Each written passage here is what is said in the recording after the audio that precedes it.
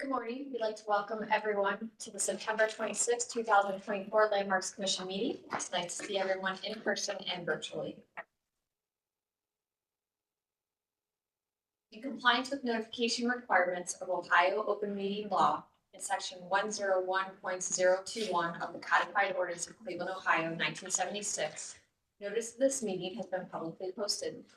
All boards and commissions under the purview of the City Planning Department conducts this meetings according to Robert's Rules of Order. Actions during the meeting will be taken by roll call vote.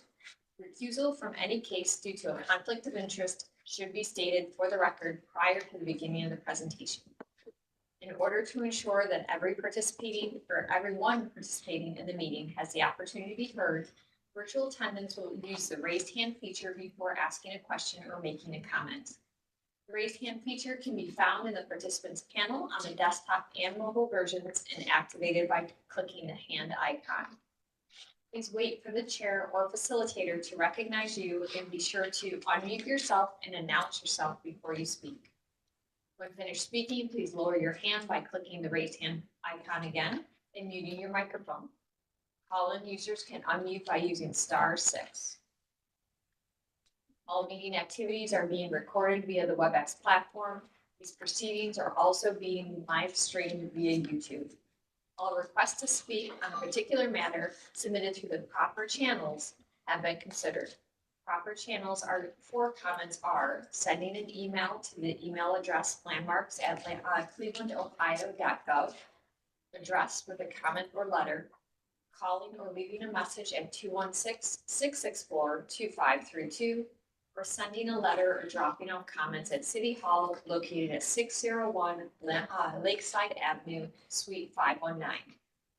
Communication with members of this body must follow proper channels for consideration. Any comments received by the stated deadline are collected by Landmark staff and disseminated to the commission members prior to any scheduled meeting.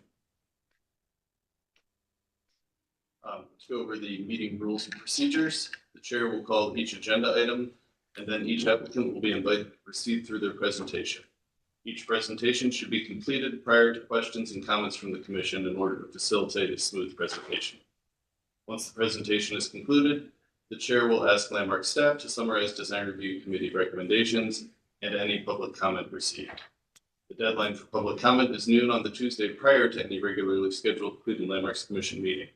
Any received comments are distributed to commission members prior to the meeting.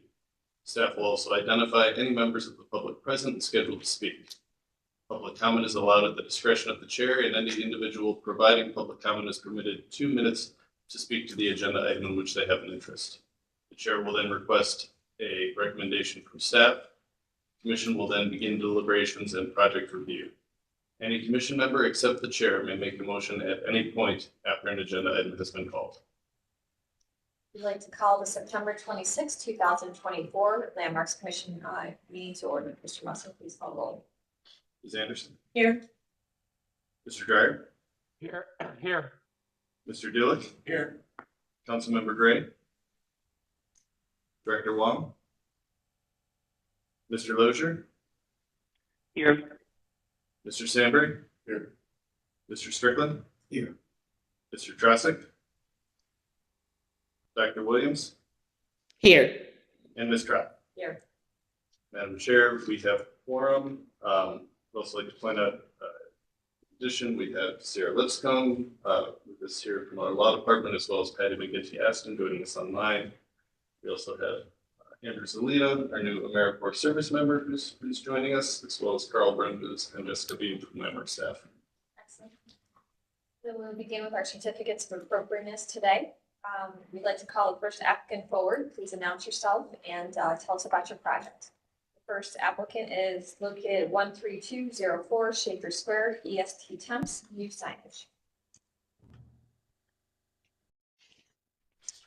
Good morning. I'm Michelle Hushin. I am the art director with Apex Pinnacle. We are presenting for ESI Temps, and they are looking for a set of channel letters on the front of their building there. Could you tell us a little bit more about the signage? What's the size, material, etc.? Hold on one sec. If you go to the page 7, the ESI letters are 23 inches high, and the temps letters are 13 inches high. They're 4-inch thick white return channel letters with white faces and blue graphics, LED illumination. The mounting will go between the mortar joints as to not infringe on the brick. Anything?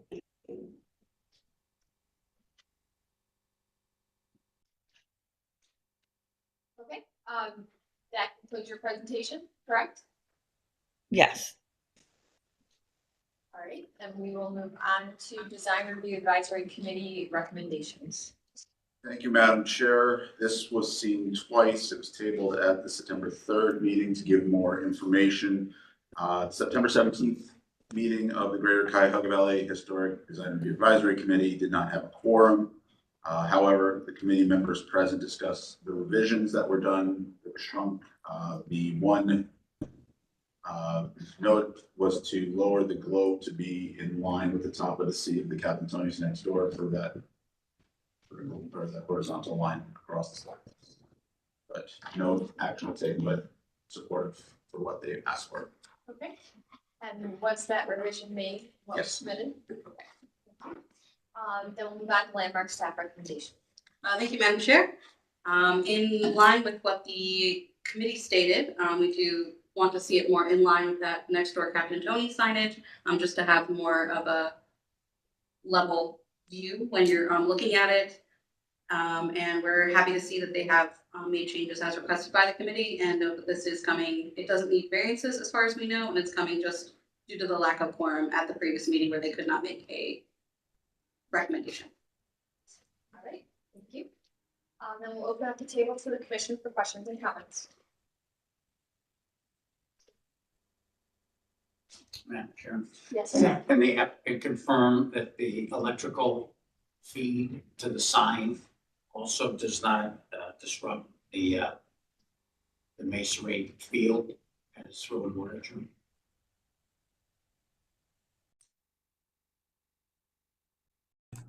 Is this remote? The power will be behind the wall. Yeah, we did a survey inside. It's open back there, so it'll be mounted behind the wall.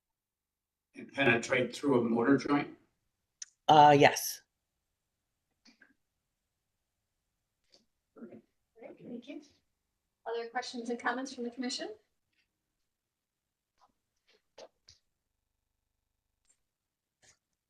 I guess I'll jump in here that, I appreciate the applicant listening to the feedback by the local committee and landmarks. I don't see any thing that I object to, so I'm in support of the project. Other Madam questions? Chair, I do have a Yes. question. Oftentimes these strip centers have a signage plan, signage program. Is that the case here? And does this sign fall within the program? Yes and yes. Yeah, it does, it falls within the guidelines for Shaker Square. Other questions and comments from the commission? Not seeing anyone, so I'd like a motion. I'll move to approve as presented. Thank you. We have a motion. Do we have a second? I'll second. Great, thank you. We have a second. Any further discussion?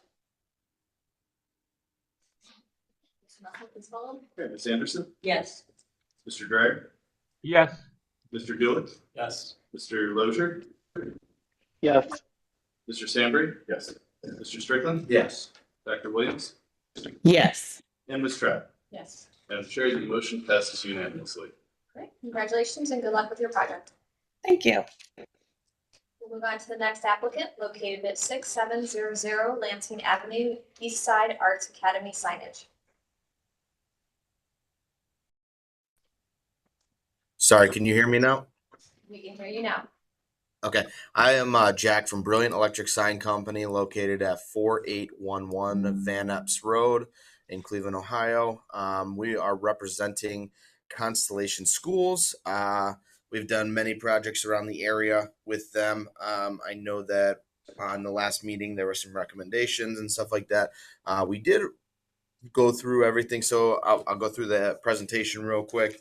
On the in front of the front door there was an old banner that was up there that was recommended to be taken down, and they wanted to make sure that the front door was identifiable. So they did throw a non-illuminated ACM panel above the front door with First Surface digital print graphics on there.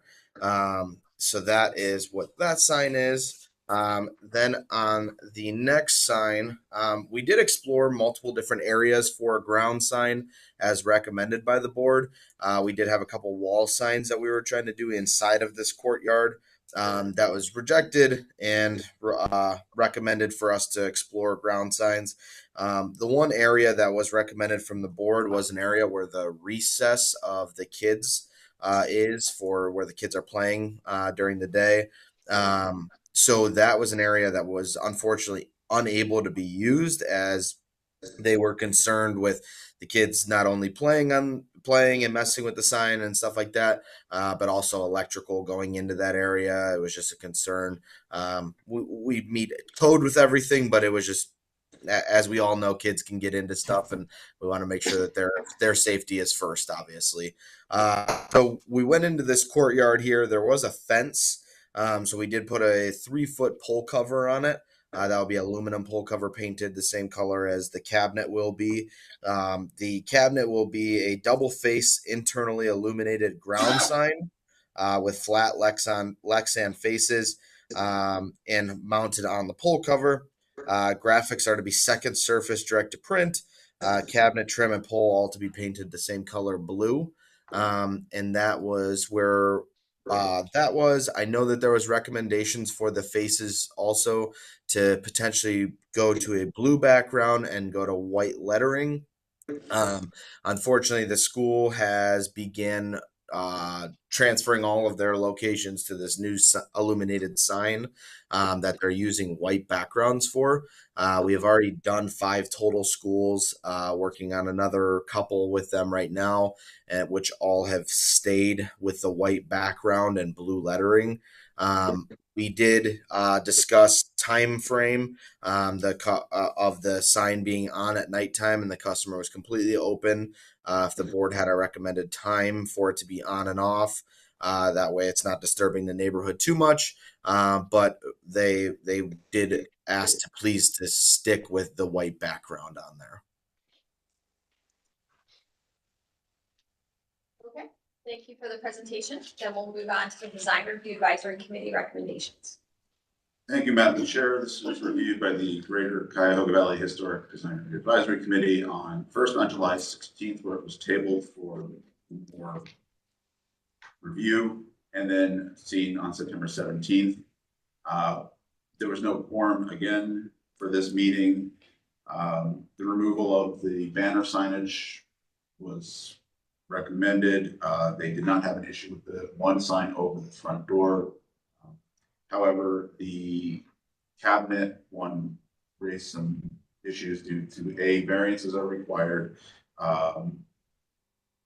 They wanted to restudy that one, reduce the height, reduce the size, potentially having an ornamental base or a V-shaped sign instead. Look at uplighting. They were not thrilled about the locations and asked to look at alternatives due to the variances needed. And then Mark Stack, recommendations. Thank you, Madam Chair. So this sign above the door, as with all signage on buildings, we prefer to be routed through mortar joints rather than through the brick. And note that the existing signage on the building, the banner, should be removed with the installation of new signage.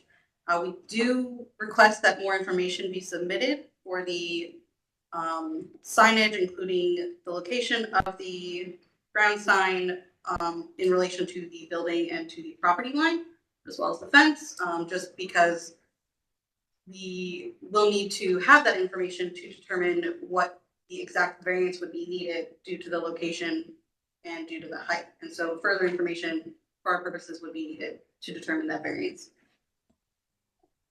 Thank you. I'm sorry, I was not clear. So the landmark staff in support of the environment sign or needs the information before we make the recommendation? I would say that we would need the information before we can make that recommendation. Okay. It does need a 1 foot variance for height. Fine, but And I just- believe that it requires a 20 foot setback from lot line, which this is not.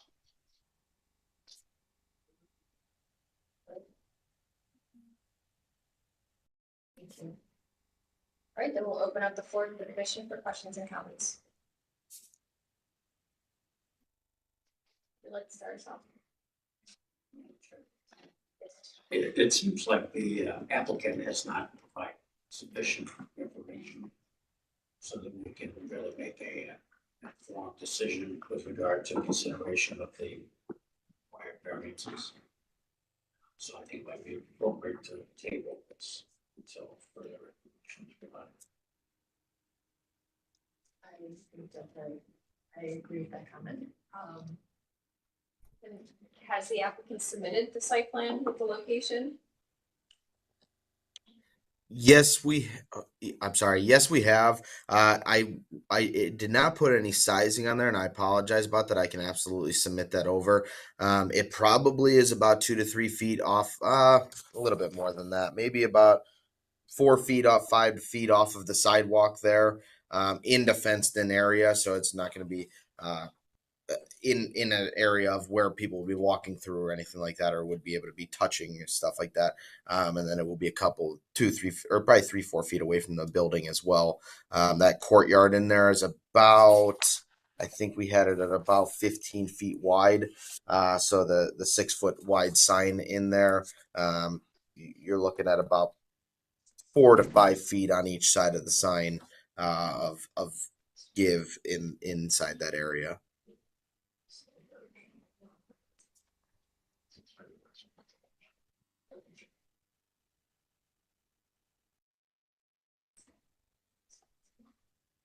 And then the height concerns, I know that there was a concern on the height as well.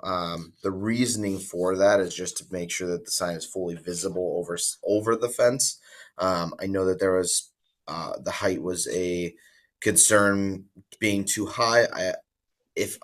When I talked to my customer and off of our signage experience, the only thing that I would recommend is for this, which we didn't want to do because we want to be reasonable, but the only thing that we could see is the sign going a little bit higher.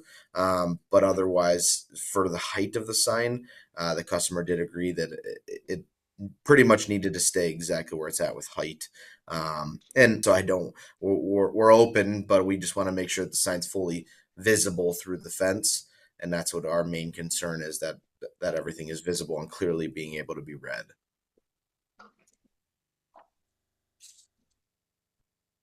Okay, thank you for that feedback. I'm still not quite seeing on the site plan, but I'm also looking up on screen. Other questions and comments from commission?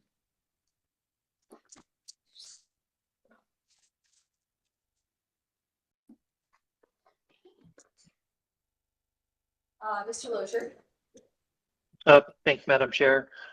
I have, this maybe is a question more for staff, but there was a previous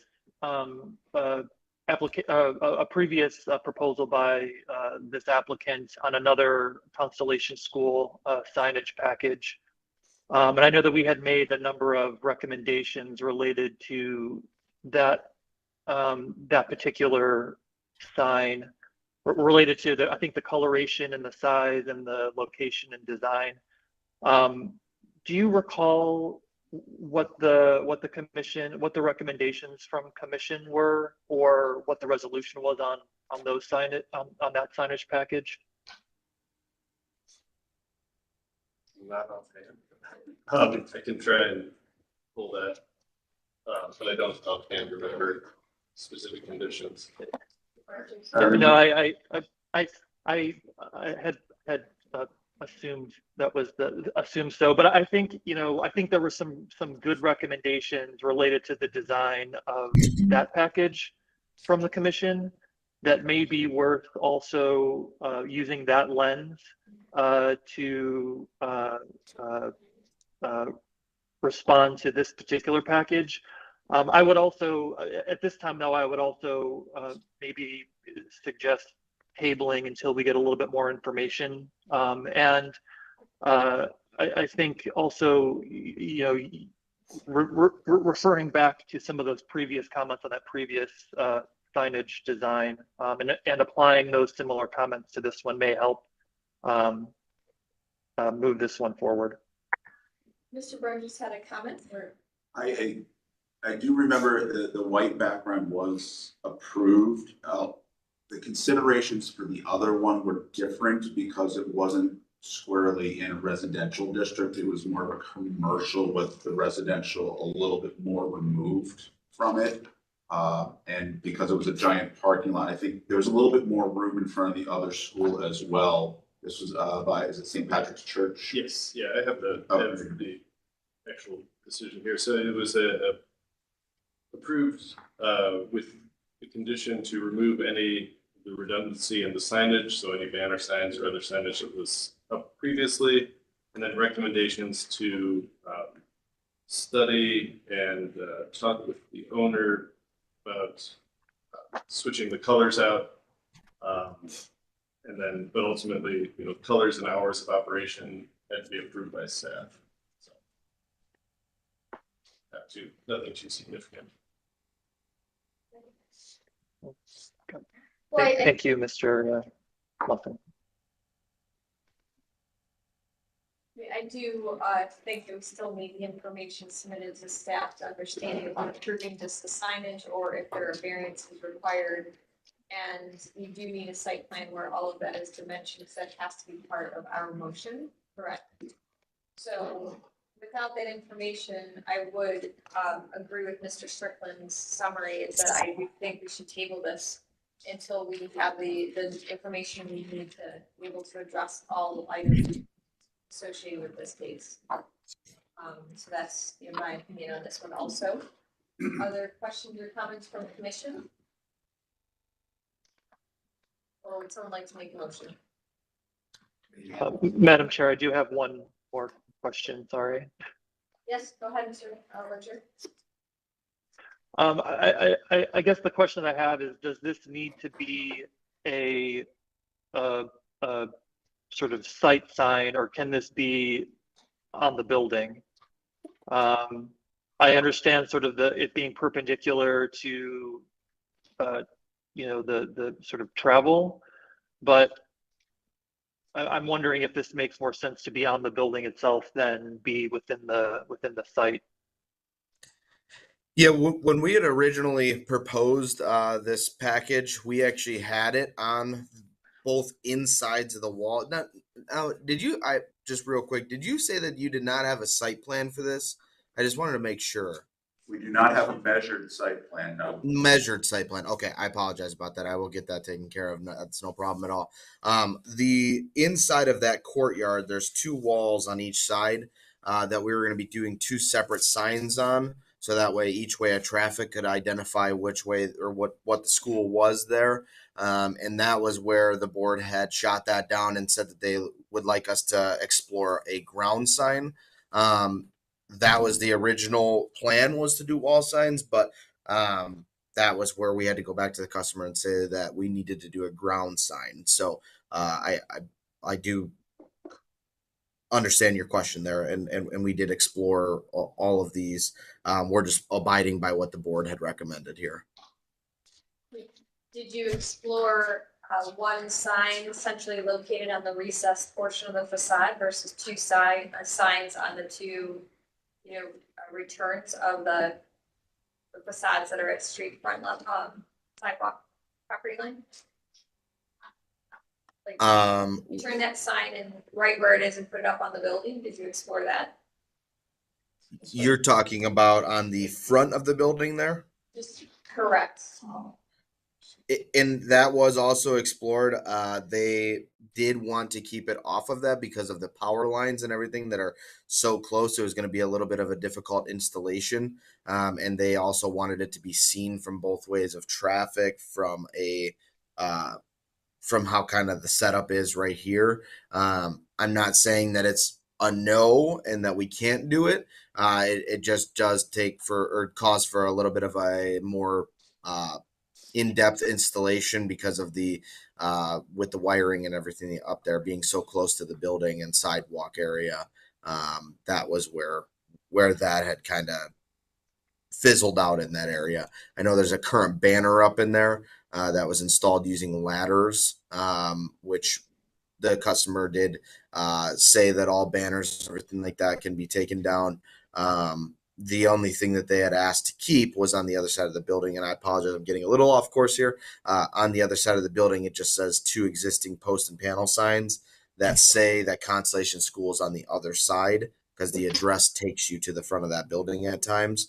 So it brings you to the other side, and then this is where the signage comes in handy to be able to show you exactly where the building and entrance is. Did you explore putting the ground mounted sign in the tree lawn adjacent to the parking? Yes, that is where the recess, where kids have recess at.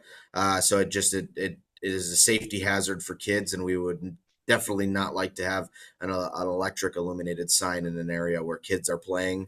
And like I said, everything always meets code, and we always have everything covered and everything like that. But it is just something that they had a main concern about the kids being around it whatsoever, which we agree with.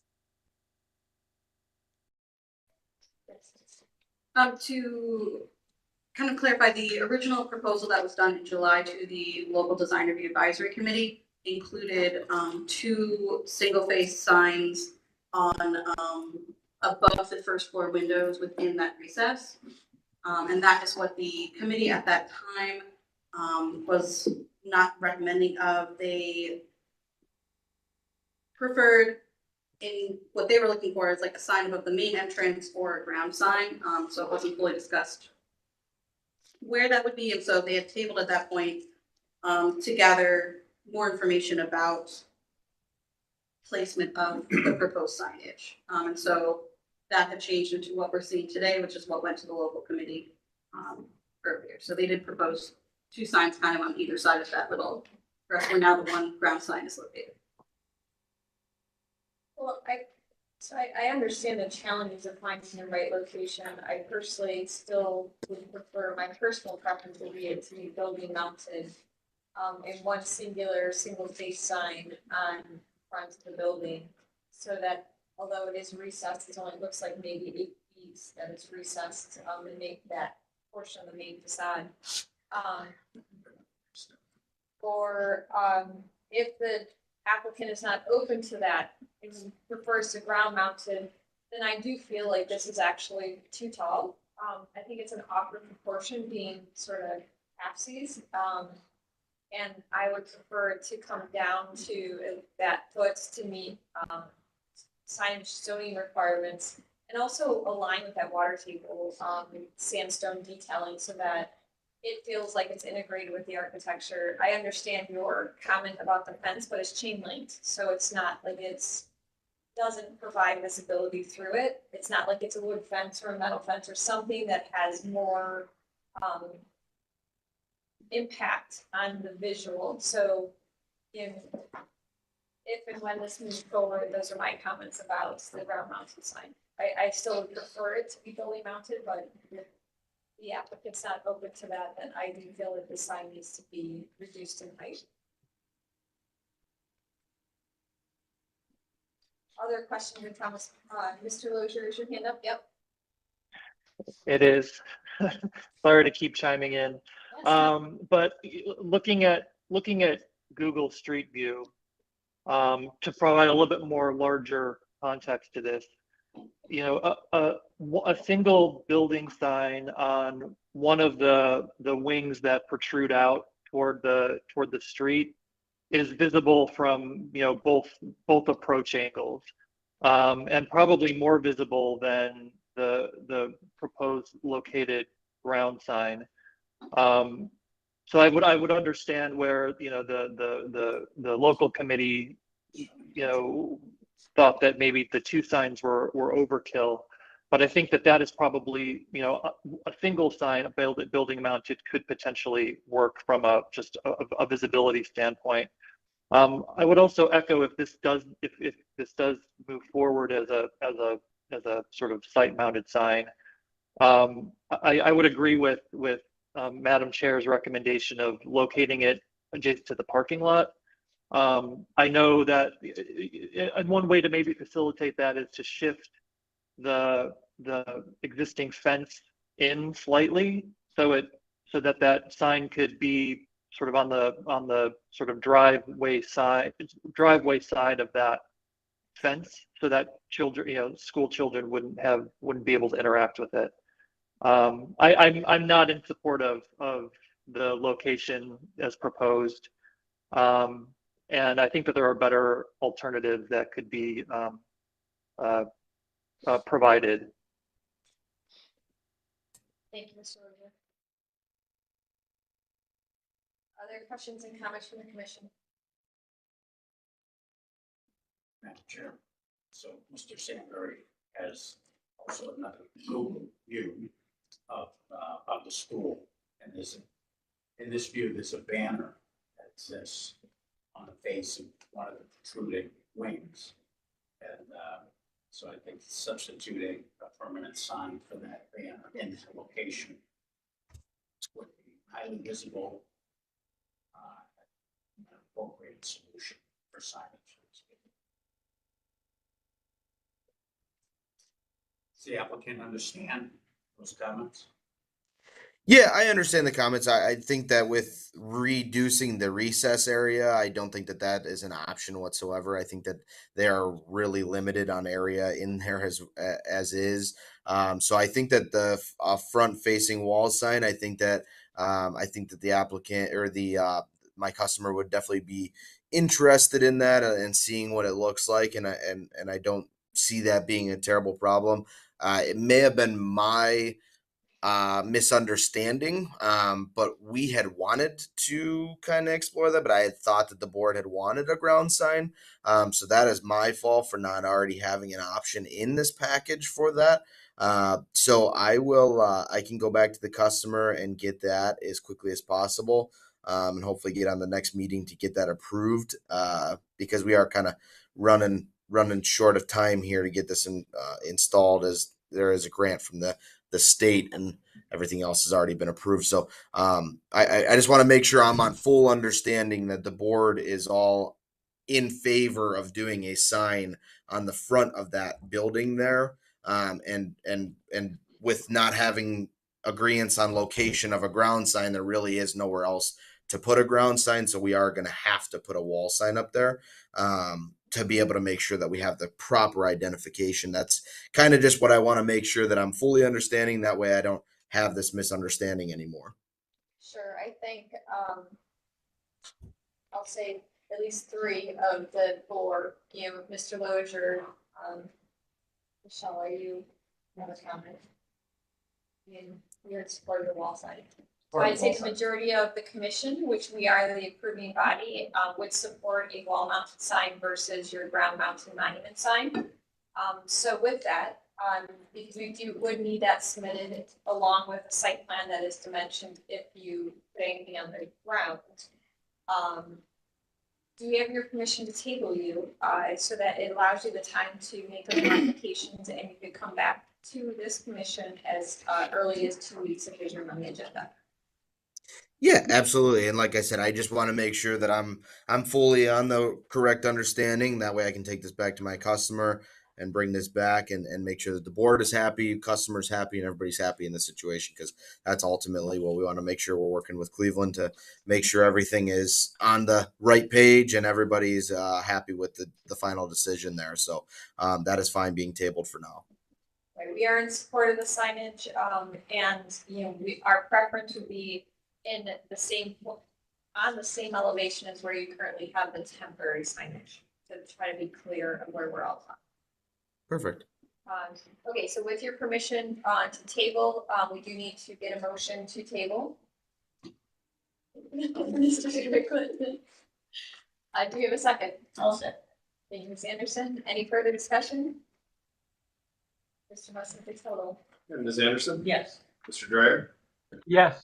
Mr. Dooley? Yes. Councilmember Gray? Mr. Lozier? Yes. Mr. Sandberry? Yes.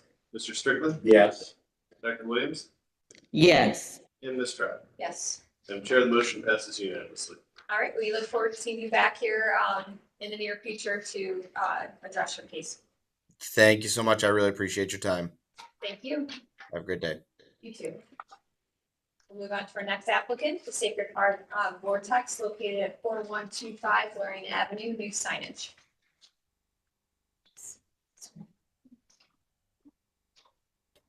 Yes, hi, everyone. Can you hear me?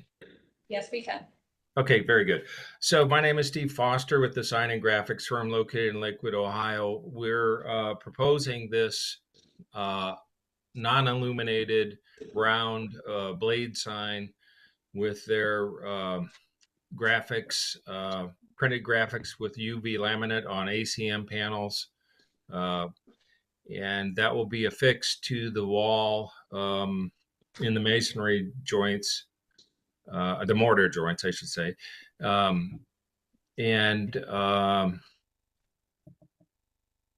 Let's see, the details about that are on that first page. On the second page, we have the information about the overall frontage of the storefront, as well as the windows that are there. And the windows have are shown as having the door with the logo and the business hours. You can't really read that, but those are just the hours per day.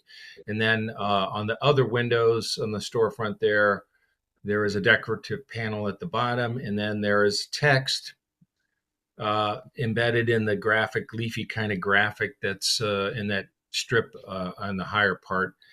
And those words for that text are noted in that lower bottom section of what they actually say. They're the products he offers, as well as comments about what the environment's like.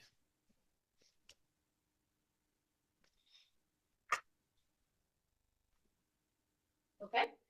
Thank you for the presentation. Then we'll move on to design review advisory committee recommendations. Thank you, Madam Chair. It was me. This project was reviewed by the Historical Ohio City Design Review Advisory Committee on September 19th. They had a lot of discussion about the proposed signage, proposed blade sign, as well as the signage on the windows and door, which is already existing as far as we can tell.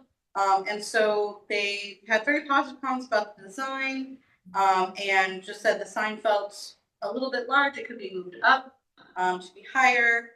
And on the door itself, it was presented as with a perforated white covering the entire door. And so the committee recommended the issuance of a certificate of appropriateness with conditions to change that door vinyl so it's not 100% coverage, and to just have the logo and the text and the rest of the door be open, which would also fit with zoning requirements for 25% coverage in that area, and for the sign to be raised up, which was done with this presentation. I think it also might have been a typo on the original, but it's at 10 feet now, so. Excellent. All right, thank you. Move on to landmark staff recommendations. Thank you, Madam Chair. As Ms. King referenced, the recommendations of the local design review committee are reflected in this drawing. The presentation and staff, I guess, agrees with the local's comments and is supportive of the proposal as it stands today. I just did want to note that the white background that's the perforated vinyl that's currently existing, that's shown as being removed in this presentation, removing that as a requirement since this isn't a PRO. It has to be removed, otherwise it violates that 25% coverage rule for a door. Got it. Thank you. All right, and we'll open up the table to the commission for questions and comments. Oh, and yeah, and we're supportive of the needed variances, which is I guess it's possible variance needed for the sign location. It's required to be 4 feet away from the, or within 4 feet of the edge of the building. This looks like it extends a bit further, so. Yeah, so we need a variance for extension of the building. Okay. Thank you. Then we'll open up the floor to the commission for questions and comments. Overall, I'll start us off. Overall, I do appreciate the design. I think it's very playful but respectful of the architecture. I like the blade sign. I appreciate that it's been moved up and is now 10 foot to a line. I'm assuming with the brickwork, or is it a line? That's one thing I'm a little unclear. Does it align with the brickwork? Looks like our staff's unclear too. So what is the exact, does it align with anything architectural? Like if you go to the elevation part right there? So if I might add, it's it's going to be at a minimum at the 10 feet distance. It may be slightly higher just to make sure it doesn't interfere with, there's a sandstone cap. You can't see it because of the vines that, or the greenery that's on that brick at the moment. But if you look on the other column to the right of the windows, there's a version of it there. So we want to make sure we don't go into that. So placement will be at a minimum 10 feet above. It might be slightly higher just to, make sure it doesn't interfere with that. Okay, that's helpful to know. But overall, I am in support of the proposal as presented with the modifications suggested by the committee.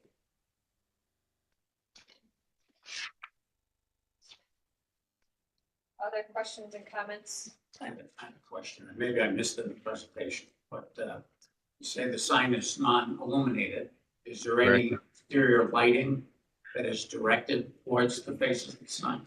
No, there isn't actually. There are exterior lights you can see in that second page that exist on the building. I think I believe there was a horizontal sign across the top of the windows there when it was platform, which is probably why those windows or those lights are there. But there isn't anything particularly directed at that sign. And is the establishment open at night? Yeah, I believe it is during at least the evening hours for sure. So, I could talk to him about possibly adding some lighting to that. Not exactly sure how we'd do that. That would have to come before us. So that sign is on the east side of the entrance. It's possible we could direct one of those lights or some kind of lighting from the existing band of lights towards that. Not sure how we get the western facing, the east, the light to light the east face. I'm not sure how we'll do that, but I could ask him about it if he wants to do that. If there's an addition of any lighting, exterior lighting, that would have to come back to you. Understood. Okay.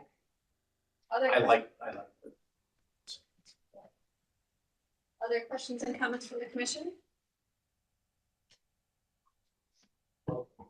Mr. Freeland? Thank you, Madam Chair. Just so we completely understand the relationship between the mounting plate and the companion stone detailing, recommend that there be some of the red brick masonry between the bottom of the mounting plate and the top of that stone. And that's what just at the height. It needs to be a brick. It appears there's a soldier course that runs along the top of the sandstone, so maybe starting above the soldier course. So the mounting plate should be about this. that's a requirement. Thank you. Thank you, Mr. Dooley. Other questions and comments from the commission? Hearing fairly aligned approach of the commission, so I'd like to put forward a motion. Mr. Dooley? Put forward a motion recommendation to approve as presented with the requirement that the mounting plate be above the soldier course windows, and with consideration for lighting of the setting, and we would be in support of any required variance. Can I suggest that we add the condition that the removal of all existing vinyl from the door is part of the conditions? Just one of the logo and hours are existing as well, so I guess maybe removal of the existing background vinyl, the white vinyl. Just want to be clear that they are still proposing to have that logo and the hours in the door, just, it's in the original proposal, the entire area behind that was white as well. So, Mr. Dooley, do you agree with that recommendation? Madam Chair, I do. Okay, so we have a motion with conditions. Do we have a second? Thank you, Mr. Stanberry. Any further discussion? Madam Chair, just, the commission has the ability to grant the variance from the sign code. So that motion should reflect that you are granting the variance from the sign code. It'd be the zoning code that you have to show. So you can't, like the PRO, you could not grant that. You could support that, but in this case, you are granting the variance from the sign code. Okay, Mr. Dooley, to just modify your motion or recommendations that you're granting Yes, I the do. variance. All right. Mr. Stanberry, you good? All right, thank you, Mr. Prentice. Any further discussion?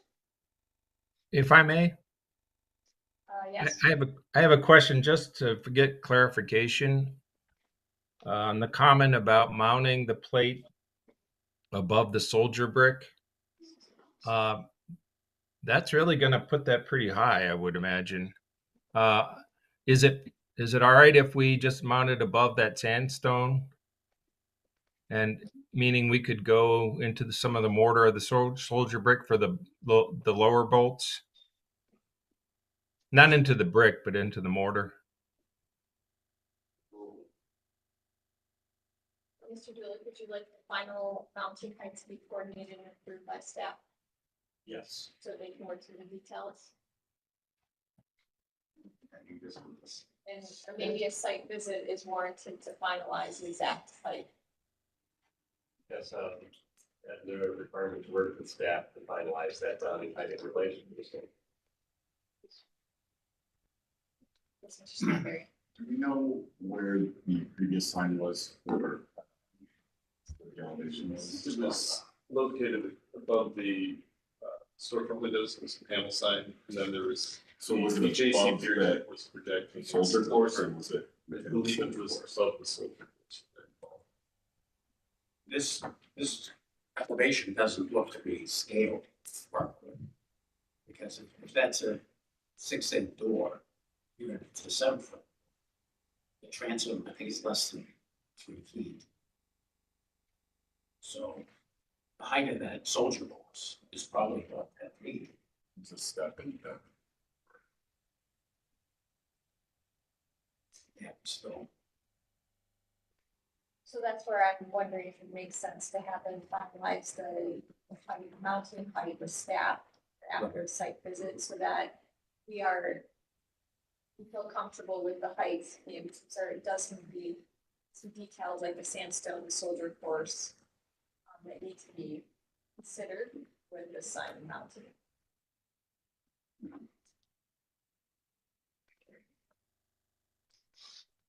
Right. Just, yeah, the platform sign was located just above the soldier course.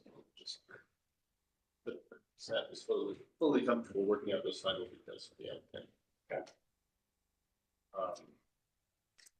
So we have a modification to the condition of the motion, which rather than saying that it has to be mounted above the soldier, it is to work with staff to finalize the final mounting plate. Correct. Okay, so very good. Okay, all right. I think, is there any further, did we, I just lost your last name. Yes, Steve, did we answer your question? Well, yeah, kind of. I'm not sure. So how do we coordinate with the staff? You can discuss offline, staff will reach out to you, or you can reach out Okay, to coordinate a site visit or discuss the final details of the mountain height. very good. Okay, thank you. Okay, thank you. All right, then we will move on to roll call. I have approval with the condition that the final mounting details and locations be worked out with staff, and that the existing white vinyl, perforated white vinyl be removed from the door, with granting any sign code variances that are required in consideration of lighting. So That's capture everything. Okay. Ms. Anderson, Yes. Mr. Dryden, Yeah. Mr. Dooley, Yes. Councilmember Gray, Yes. Mr. Lozier, Yes. Mr. Savory. Yes. Mr. Strickland, Yes. Dr. Williams, Yes. and Ms. Crowd. yes. Madam Chair, the motion passes unanimously. All right, congratulations, good luck with your project, and we look forward to seeing it installed here in the near future. Okay, thank you very much. Appreciate your time. Have a good day. You too. We'll move on to our next applicant, located at 1828 Fulton Avenue, facade rebuild. Good morning. Good morning. So my name's Eugene Palace, and I own the building at 1828 Fulton Road. It is a industrial building located right on the corner of Fulton and Woodbine. I'm asking permission today to rebuild the facade walls on the Woodbine facing side of the building, which would be the south side, and the West 31st Place wall, which would be the west side of the building.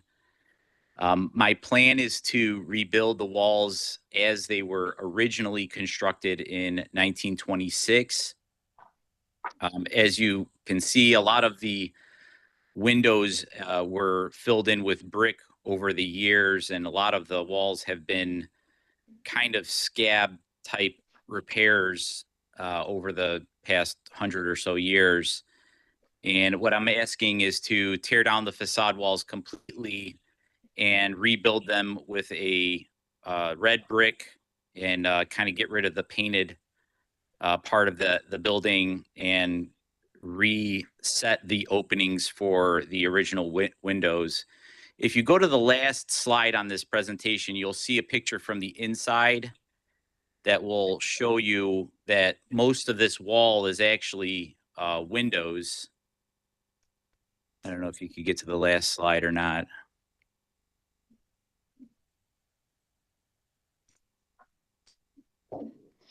So that's the type of brick material that I want to use, just a natural red brick with a beige type mortar.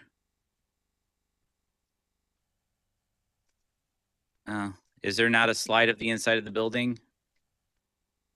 Oh, there it is. Yeah, so if you see that picture is facing the West 31st Place. And as you could see, it's mostly windows. And I kind of want to put it back to that look with mostly windows. There should be one more picture of the Woodbine facing wall. And as you could see, it's basically mostly windows.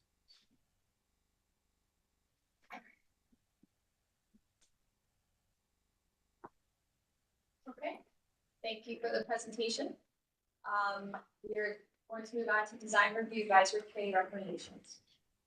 Thank you, Madam Chair. This project was reviewed by the Historic Ohio City Design Review Advisory Committee on September 19th. I'd say they were generally supportive, but there were some concerns about the lack of plan for the window openings. As this presentation really just deals with rebuilding the brick walls, and plan was presented to them was to just sort of board the windows for the next year or two and paint them black.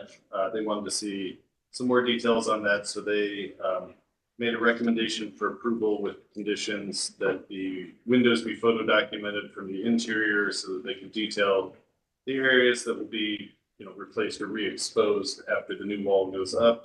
And then they wanted to see the applicant back in front of them within 6 months with a plan for the treatment of the window openings. Okay, thank you. And Landmarks Commission, Landmark staff recommendations. Thank you, Madam Chair. We are happy to see this building being put back together. It's been much talked about, and there was a proposal for an addition to the top a few years ago as well. So this is a nice move forward. However, staff feels it is a little too difficult to make an informed decision on this project because this is coming through as a piecemeal thing, and we would prefer to see this as a full presentation rather than this now, then windows later and such. We visited the site on January 31st and noted concerns with removing any windows during the project, without knowing what the future is for them and what will go back. Condition assessment of the current windows and frames would be helpful in determining the level of restoration versus replacement and what style is proposed. It doesn't have to be the final one, it's just an idea of where it's going to go. We would recommend tabling until additional information can be obtained. We are happy to work with the applicant to find the most appropriate solution. Thank you. We'll then open up the tables for the commission for questions and comments.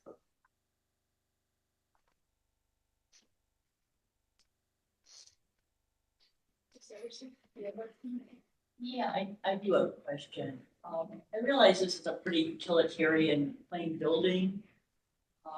And there's a lot of paint on the brick right now, so it's hard to see any detail, but I was wondering if any of the facades that are going to be addressed here, if there's any decorative work, soldier coursing or anything.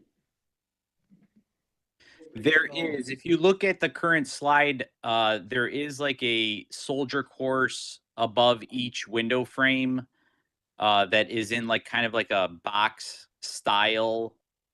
And that's pretty much the only decorative part of the brick. Are you planning to maintain that soldier course? That is correct. It's going to be redone exactly how it was when it was built new in 1926. Thank you. Mr. Sandberg? I think I would prefer to see some details of that. Showing the soldier course, showing there's a really unique corner detail, brick are kind of toothed in together at an odd angle. I'd also like to see some kind of details, the wall sections that show it's a true, I assume, a 3-white brick instead of a CMU-backed brick wall, more of a modern style construction. If you're truly rebuilding this the way it was historically built, I'd like to see those kind of details in the presentation. Thank you, Mr. Sandberg. Mr. Mueller? Madam Chair, in terms of Mr. Sandberg, I think what's really important here too is both the sill and the parapet top details as well. So really it's a full wall section with details to be implemented.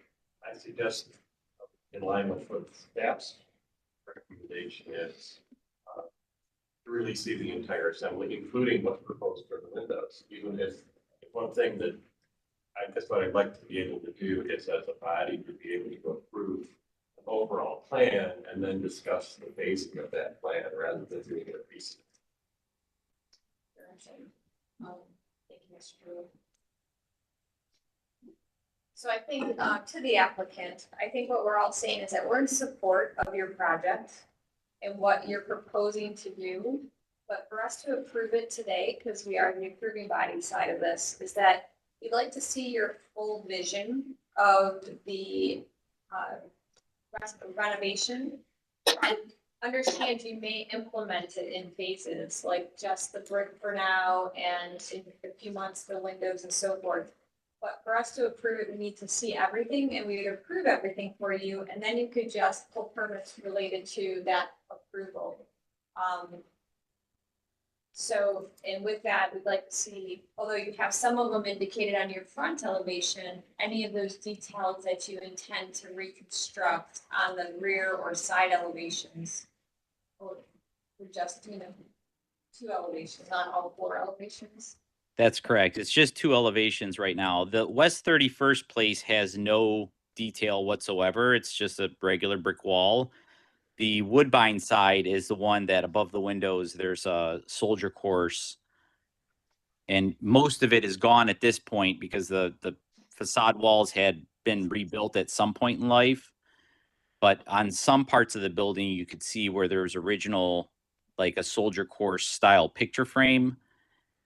And that's what I intend on recreating on the Woodbine side. I can see on the right-hand side. So I think we're in support of all that, and we just need it documented a little bit stronger than it is right now, along with what you propose to do for the windows, knowing that it's not part of your phase 1 construction, but I'm assuming it'd have to be fairly soon, because you don't want to spend all this time and money rebuilding your walls and have windows that could are not watertight. No, I certainly don't. So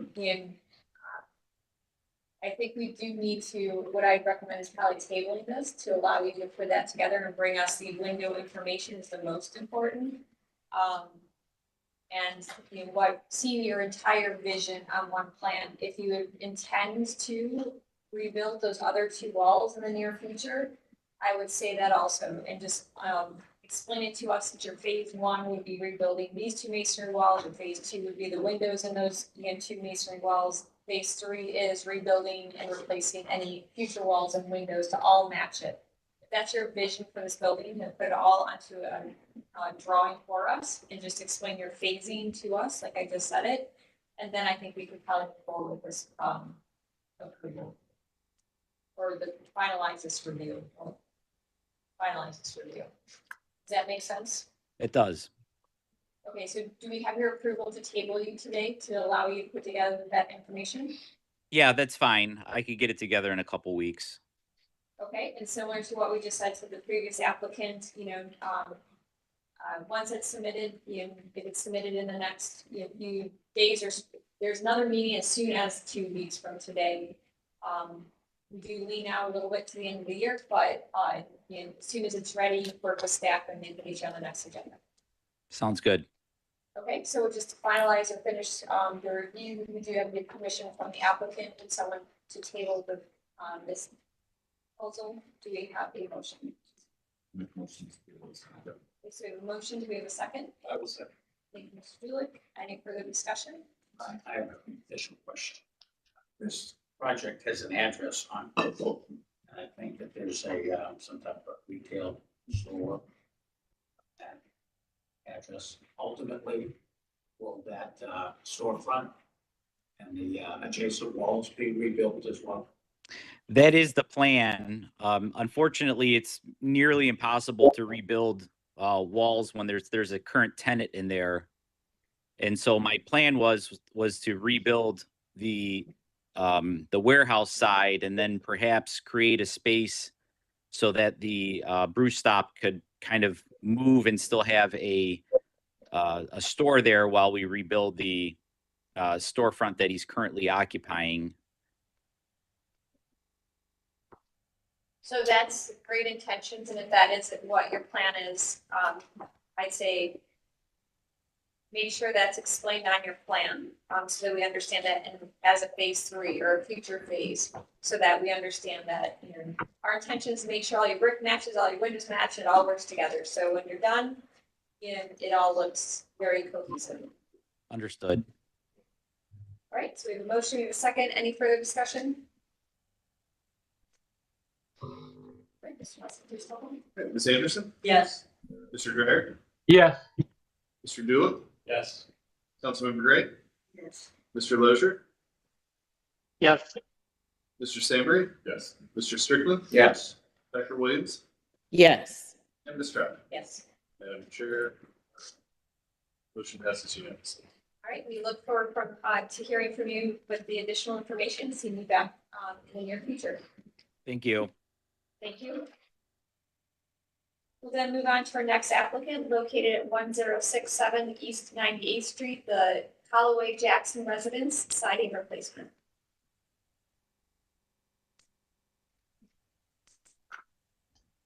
Yeah, my name is Chuck Conway, represent Weather Seal Home Services, and we are the contractor who's going to do the vinyl cladding on Miss Callaway's home for her.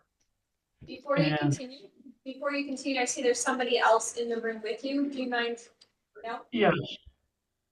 Yeah, I'm Abby, Office Administration for Weather Seal Home Services. Abby, can you repeat your last name? It's a little hard to.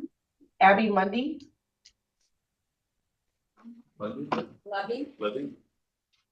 Mundy, Mundy. Thank you.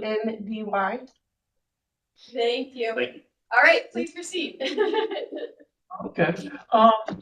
So I believe Miss Callaway's also on Zoom as well. But so what we're proposing is to reclad the whole house, but per recommendations from the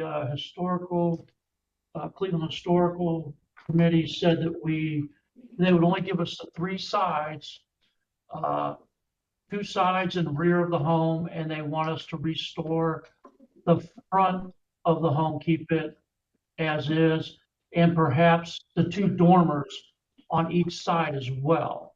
So what I had gotten for you is additional pictures of the front of the house that is in question and the 2 dormers that they said they would like to see if those could be restored as well.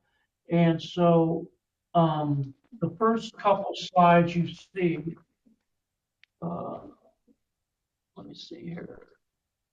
Yeah, these are which ones are these? So these are just pictures that I took of the existing home, I think from the historical committee meetings. And then I had just put in some new ones, newer slides for this meeting. And I don't see those yet. Do you guys have any other? Yeah, these are the original ones. We're keeping the facade in. So this is the front porch with some soffit issues and fascia issues, and behind the gutters, without taking the gutters off, the fascia boards have some issues with them as well. And the vinyl cladding we're planning on doing is exact same as the home, 4-inch straight lap, and the colors are going to be the same, a blue for the siding color and a cream colored trim colors for the windows and doors for the home.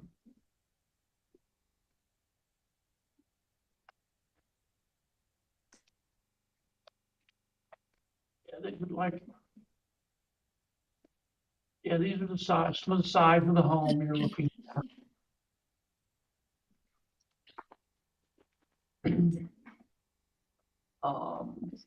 And like I told them, we will repair any of damaged wood or rotted wood before we would clad over it, for the integrity of the home. Pictures of the sides that are, siding is split and broken all throughout the side walls.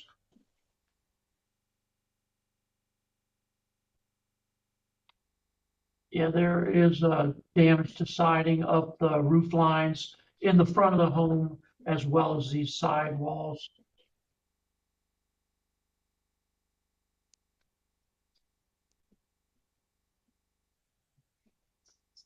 Okay, these are the new pictures. This is above the front porch.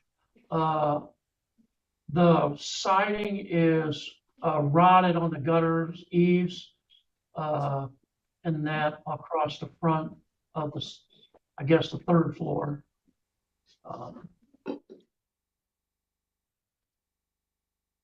You can go ahead to the next slide. And the roof lines above the front porch as well. The siding is in pretty bad shape on that second floor above the front porch roof.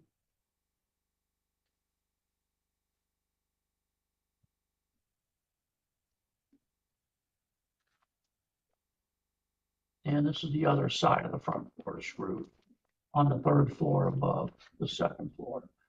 This picture you can't really see, but that little eyebrow like bump out is rotted. I did not have a ladder to get up there and take a real clear picture of it, but the first row or two of those siding is rotted as well. That would have to be addressed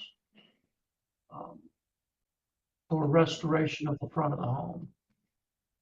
Yeah, I just couldn't get a ladder up there to get that any pictures any better. But so these are the dormers. This is the driveway side of one of the dormers where the siding, and this is the same dormer but from the other side where it's all rotted and siding is falling apart.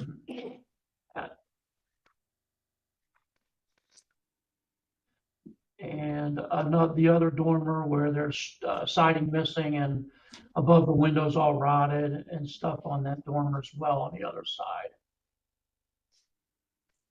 And that dormer is just missing all kinds of siding on the side of it and stuff like that. So we would like to clad the whole home if possible. And Miss Calloway, the owner, is just trying to upkeep the home in a manner that's going to be, not per se maintenance free totally, but at least to save the home from any more deterioration of the wood siding. That's my presentation. Okay, thank you for the presentation. We appreciate it. We'll now move on to design review advisory committee recommendations. Thank you, Madam Chair. This project was initially reviewed by the Greater Northeast Historic Design Review Advisory Committee in August. It was tabled at that time. There was a lot of discussion about the proposed, replacing of the original wood siding with the vinyl siding, the condition of the existing wood siding, and so it was tabled to provide more information about the condition, if there is evidence of damage, if there is an addition to like the U value of adding vinyl to the home. They did discuss how the windows would be capped to still have the reveal with the windows, and the preference for restoration of the front and that vinyl on the sides and rear is consistent with what we've seen throughout the city. They came back in September and with additional discussion on how it would interact, because you do have these shingles in the gables, or the gable and then on the dormers, how that, the detail with that with the swoop and the little eyebrow thing would be reflected if it was replaced, and if that would still be visible. They mentioned the importance of those features on the front of the building. They understand the wood reaches a point at some times where it needs to be replaced, and they understand that preference for a lower maintenance product, but they did still have that same preference of restoration of the front, and so their recommendation is for the issuance of a certificate of appropriateness with the requirement for the front elevation to be restored if possible. And so understanding that if there is information or details that show that the front is not in good condition and the commission decides that that is okay to move forward with, and they understand that, because what the committee feels is the materials that are proposed are not inappropriate to kind of match what's there with the color and the 4-inch reveal. but they'd have a preference to have that restoration of that front facade. Thank you. We'll move on to landmark staff recommendation. Thank you, Madam Chair. This really is it's a beautiful home. And yeah, I think staff's feelings, largely aligned with the local committee. We always want to push for upgraded materials on the front of the property. In this case, they're existing. There's some very nice detailing up in that little eyebrow. It's like there's a sawtooth pattern just above the windows. Those kinds of delicate features tend to just get glossed over and lost when you cover with vinyl. So if there's any way to preserve those features and maintain them, staff is fully supportive of that. We also understand that wood has a lifespan. Cedar shape, that the dormer is at the gable end. That tends to last a bit longer than regular siding. This type of house, given the corner boards and the detailing of it, it lends itself a little easier to vinyl replacement siding than some properties. We still feel that having that upgraded original siding on the front of the house would be beneficial, especially where you interact with it at the porch level and then that dormer. It would just be a shame to cover that up. We do appreciate that they're proposing to use the shake style vinyl, but concerns that that has a much larger reveal than the existing vinyl, so it won't, than the existing shake siding, so it'll change the look of it. Potentially significantly in the loose some of these details. So staff ultimately agrees with the local committee. Thank you. We'll then open up for the commission for questions and comments.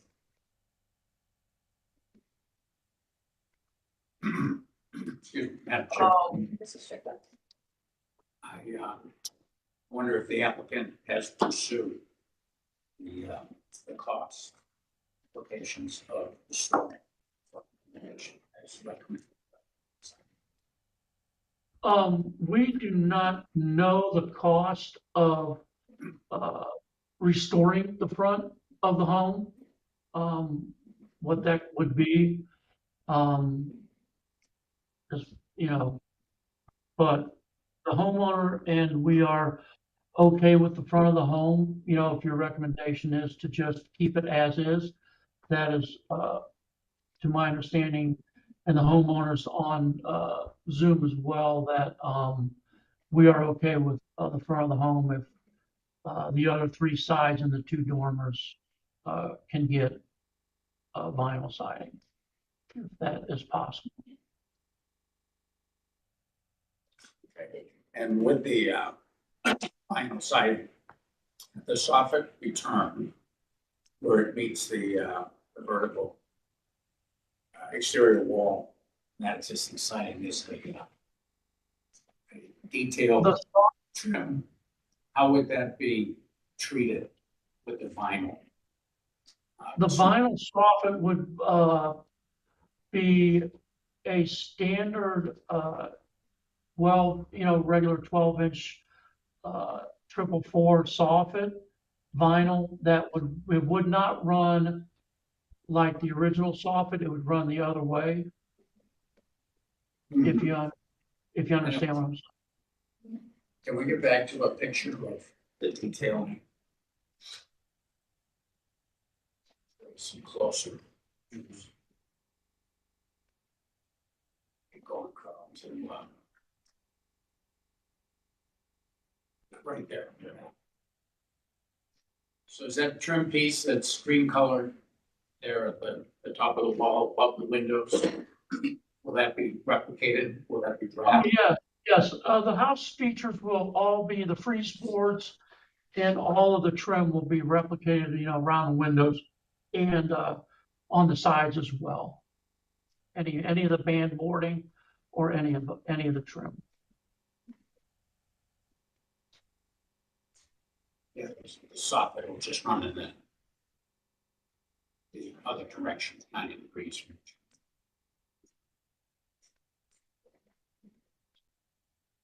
And what would be done to restore the existing siding front elevation? I'll just have a paint company for the front of the home. We just have contract a painter to come out and prep and paint the front of the home to match the siding on the sides and the rear. Okay, thank you. Other questions or comments from the commission? I'm sorry, I didn't hear what you said. I'm sorry, I asked the commission if there's others that have questions or comments. Okay. I mean, overall, I would agree with staff that my preference is to maintain the wood on the front, and restore it. The only addition that I would say is consideration, if it is restored, to do some step flashing along the roof level where the shakes are to really help close up those, obvious, the deterioration at the roof level, flashing there. So that's obvious why that deterioration is probably happening. And it probably could be painted out with your wood, so that it would really be seamless and really provide that homeowner, the upgrade of the wood, watertight to the, extent of water tightness that you're trying to, maintain for your house. So we appreciate the owner and the applicant providing flexibility and, being open to our recommendations. So overall, I'm in support of recommendation of vinyl on the sides and the rear, but maintaining the front elevation, restoring the front elevation, wood front elevation. Other questions or comments from the commission? Would someone like to make a motion?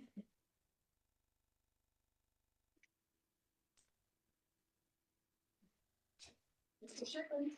Thank you, Madam Chair. I'll move to approve the issuance of a certificate of appropriateness for replacement vinyl siding and wrapping existing trim on the sides and the rear of the home. Requirement at the front of the home be maintained in wood and stored as much as possible. And a recommendation or suggestion to explore step flashing at any roof wall intersection. So we have a motion on the table. Do we have a second? Stanbury. Any further discussion? This require that all details, particularly transitions from wood to vinyl, be reviewed with landmark staff prior to construction. Mr. Stanbury, are you good with that? Yes. All right. Any further discussion? That's it. Mr. Mussey, please follow when you're ready. All right, Ms. Anderson? Yes. Mr. Gray? Yes. Mr. Doolin? Yes. Councilmember Gray? Mr. Lozier? Yes. Mr. Stanbury? Yes. Mr. Strickland? Yes. Dr. Williams? Yes. And Ms. Trout? Yes. Madam Chair, the motion passes unanimously. All right. Well, congratulations and good luck with your project. Thank you for your time. Thank you. We'll now move on to our next applicant located at 1030 East 62nd Street, window installation.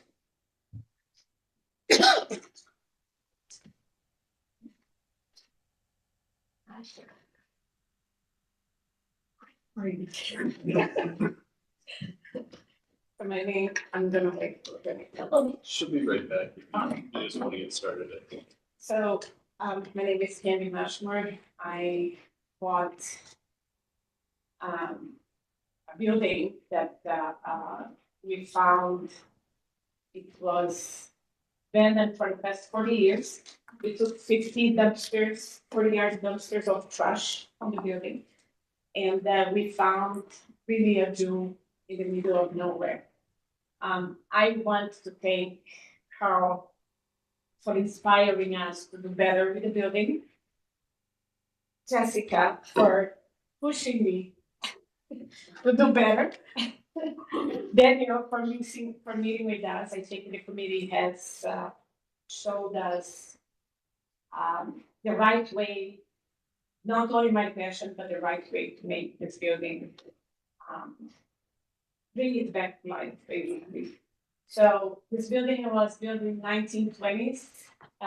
It was the testing laboratory for gas and electric appliances, the first lab in the United States, and then they moved into Canada as well. This building was very close to the largest explosion in Cleveland, when a gas tank in the Ohio Gas Company hit. This was one of the very few buildings that stayed still, and the only thing that happened was the windows were broken, and after that they restructured, they worked on the foundation of the building. Carl again made an incredible presentation for the building he found so many incredible things about the building, which makes me happier yet. After that, the building was used for, they stated that in 1945, they restructured the building. They added two wings, the north and the south wings of the building. You can see here a little bit of it.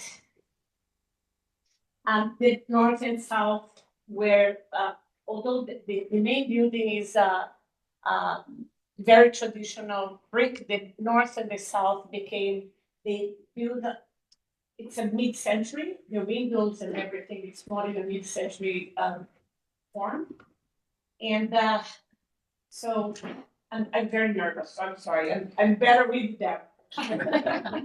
So the building, so this is this project, it's a project of love, it's a passion.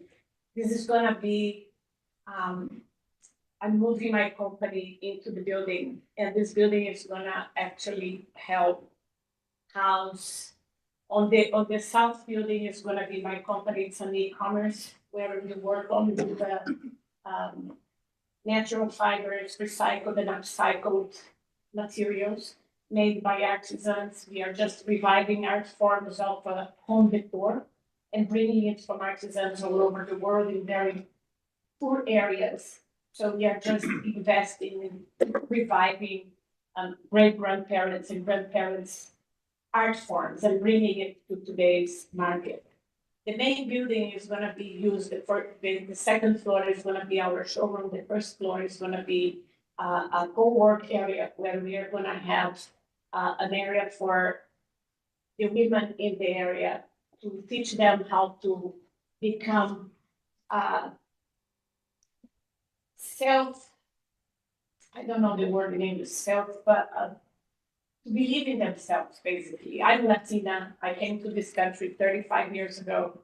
I was a cleaning woman. Today, I have the American dream. I own more than 100 properties in Cleveland Heights, and I have a business, and now I have 4 children, 2 doctors, an attorney. I lost my daughter 13 years ago, and this building, it's a way for us to pay back what America gave to us, the opportunities that it gave me, and that we are making this a way to pay forward, but also the reason it's very emotional to me is because I believe that every person that we will help, it's gonna elevate my daughter's soul.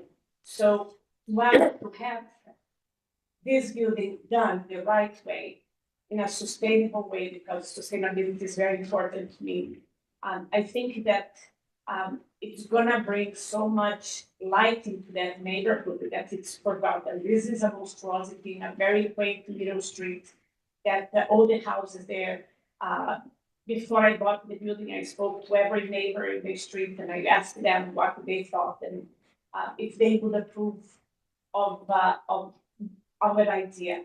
So they are our biggest, I think, fans, and they help us with the everything that we do. I sit with them and I talk to them to see how they feel about it because it's going to affect their homes.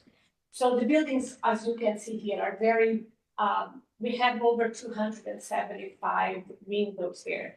We are, the brickwork is not gonna be touched in any way. I actually brought some people that are experts in brick, and they are reviving everything that has to be done. We already started in the third floor. On the back of the building, there was a half destroyed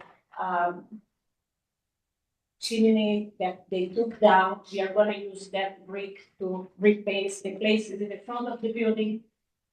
And the windows are our main problem, and I think it's gonna be one of our largest expenses. The south building that it's on your left, it's it's a mid-century window. We are not gonna change them. We are not gonna replace them. We are just gonna refurbish them, change the glasses and fix what needs to be fixed. The main building, the north building, it's not mid-century, but it's also not as traditional as the main building. So we are gonna replace what is necessary, but we are going to switch to a vinyl window that we brought in front of the Landmark team. We brought the company here. It's a Northeast Ohio company. It's made in America. It's so when it comes to sustainability, couldn't be better. The quality is excellent. And this is the third floor. It's our penthouse. So what we are asking of you is to allow us to use this windows, and this is a part of, I'm sorry. So what we are trying to do is to replace the windows in a way that it's sustainable for the building. What was built in 1920 and the time back then versus what we have in the neighborhood today.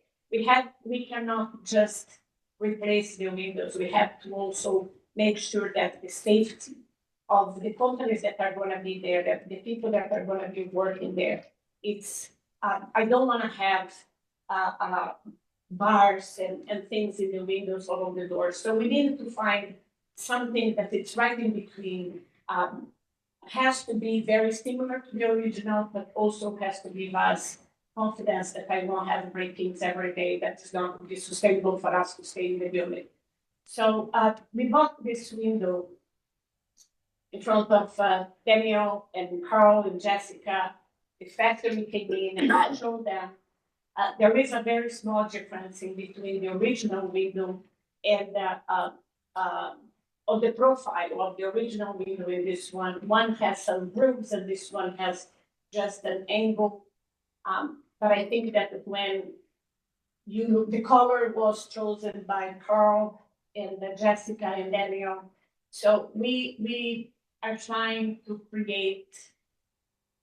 rehab this building as close to the original as possible.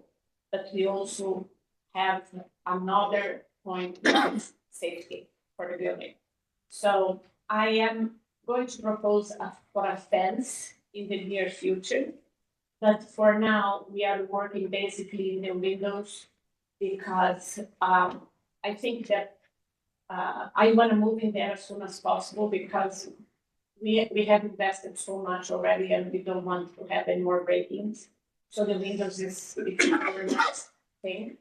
And so I would like to see if it can be approved. I was asked to bring pictures of the back of the building. You don't need it? Okay. So we are ready to move in. This building, when you come in, you can feel the energy of this place. And you can see the happiness of the people in the street that they see us coming in. And we already planted 12 trees in front of the building. We are doing things that are going to improve the neighborhood. And I think that it's going to be a building that people, and I would like when it's ready for all of you to come and see it because it's really beautiful. It's really, and inside the building, we are not putting drywall, nothing. I'm from an European background, so my parents are from Italy, so keeping that European walls inside and the bricks exposed. And one was painted. We are gonna leave that painted. I had for 6 months. I had a very large crew scraping the building by hand because I didn't want to damage the brick inside. So it's really a labor of love. But I need your help in approving these windows because the winter is coming and I don't want to have any more damages into the building. And every day that we go there, it's 2-3 windows more broken because people from the neighborhood are coming in and we want them to see that we are, also for the neighborhood, to see that we are investing it's our own money and also our time to make it better. So I'm good. All right, thank you for the presentation. Thank you.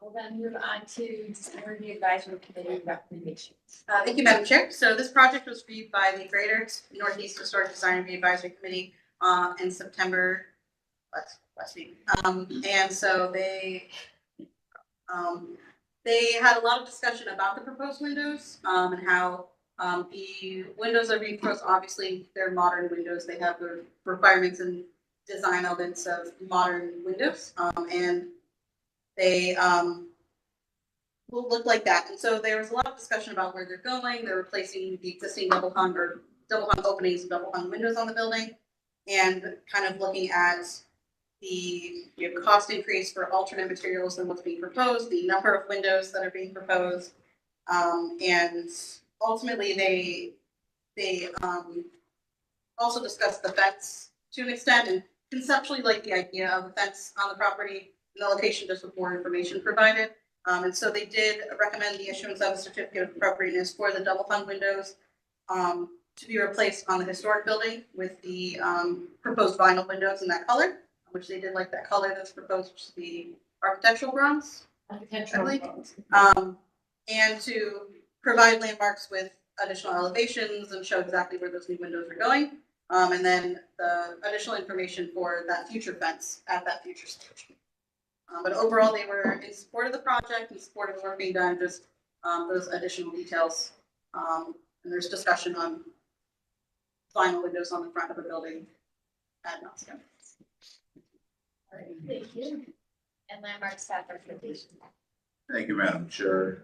We are happy to see this project moving along and appreciate Candy's dedication to the building.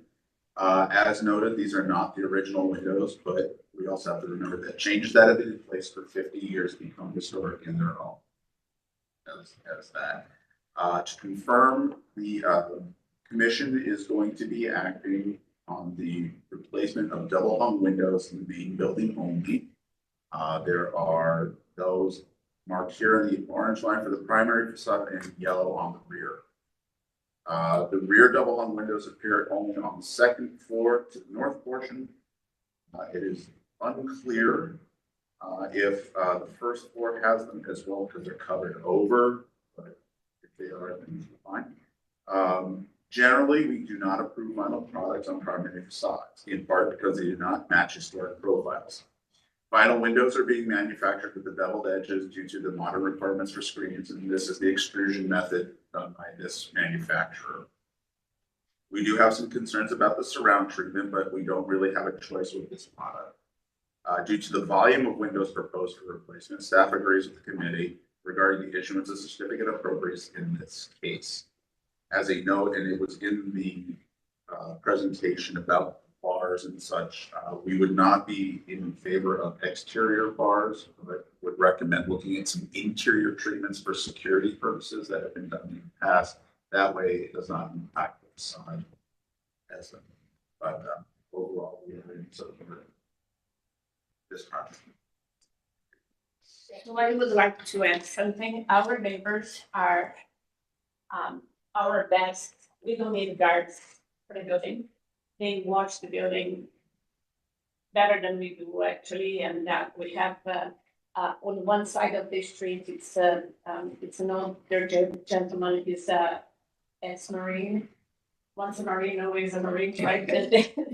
And that the first person that on the street that lives on the street, it's 3 houses. It's one family. and they actually put their ring cameras from their house into our building, so they can see if somebody comes in.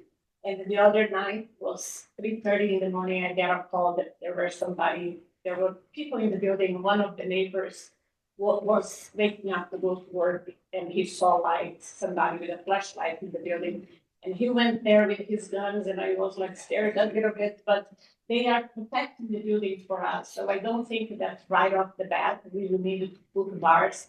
We will have security, and we will have street lights. I'm working with my councilman to help us have police, a better police presence there. So bars will make me feel like I'm in jail, and then we'll take the whole thing out of the building. So we don't want to use that at all. We are gonna try and see how it works. So for now, we want to leave the building as clear, the windows in that building as clear as possible. Thank you for that addition. You will then open up the floor of the commission for questions and comments, and so we can conclude staff comments, right? Okay, so we'll go through the floor to questions and comments. Who'd like to start us off?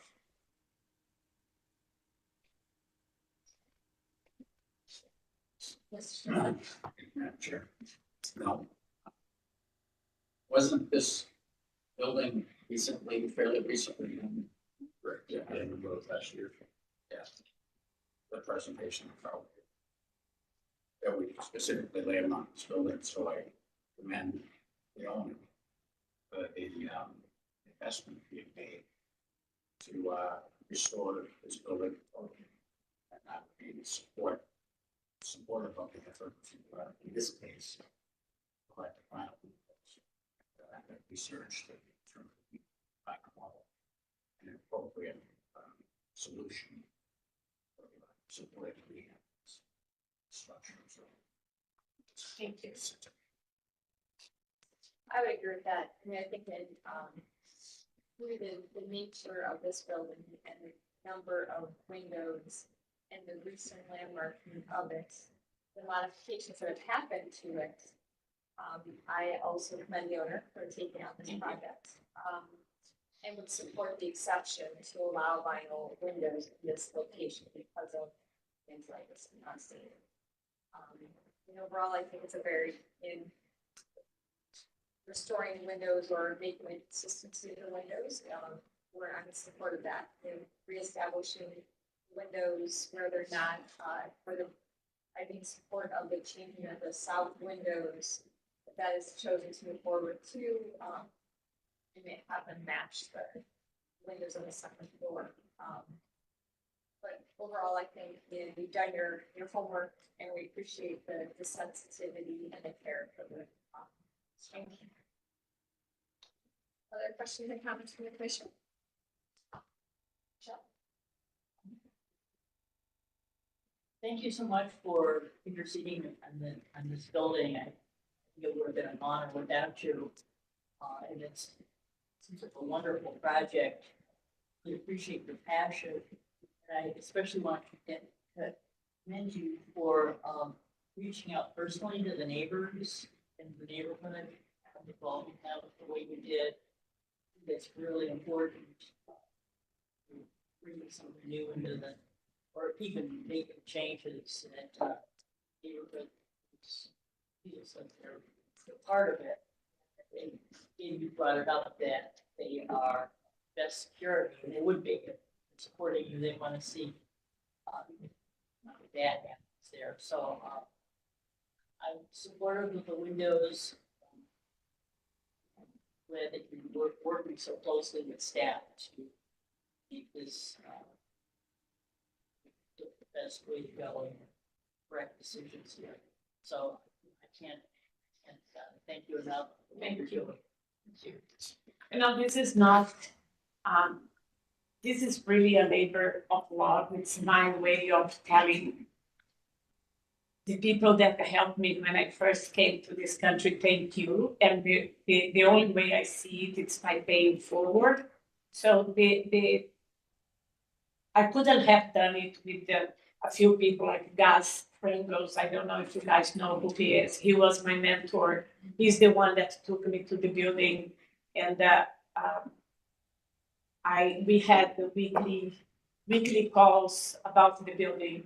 Carol and Jessica have been my backbone, helping me. I want to do the right thing, and I think that without the help of this team, I couldn't have done that. So I am the one that have to thank all of you for the time and for the opportunity to. This is my dream. So it's gonna be good. Yes, Madam President, I want to say, I want to commend you also for taking the task on this building. We have so many white buildings throughout County, and some of the buildings are worthy to be kept. But to put the time and investment in service of building, this aging building, to bring it back to life in the community, such as many of our wards need that. But for what you, I wanna with my with the commissioners here. I love your story. I boots on the ground in my community per se, but to see the passion, the love that you want to put in this aging building to bring it back to life in the community. I wish so many others that have these black buildings in our communities that would put this type of effort and funding back into the building, you know, to secure it for the community instead of just leaving it blank and trying to deal with it as is. But you agree with the commissioners on one of the windows and also Jerry, what you're doing for you and the community. Thank you. I cannot say that you know my councilman Anthony Hairston has been also very supportive of us. At this building now on the third floor, we are creating a penthouse. It was a machine building, and we took all the machinery out, and we are making an apartment. And that so we can spend, because we have a view of the lake, we have a view of downtown, and this is now our home. It's a big investment. We are putting our money into this. So we are working with Anthony. Our team is helping the schools already. We are decorating rooms to help the reading. So we are becoming a part of the neighborhood. And I think when you buy a building, I've seen around us, a lot of people buy the buildings and hold to see if it's gonna make, and the building is going down. That's not what we want. We want to make it better, make that neighborhood better, because I could be living in that neighborhood. I could be one of the people that could be there. So this is really, you guys give me another 2 years when it's gonna be ready, and I would, you will see, you'll be proud. You'll be proud of this building. Well, as you continue to do things, continue to talk to staff before you do them, because we commend you for that too. We don't always do it the right way, you're doing it the right way, so thank you for doing that.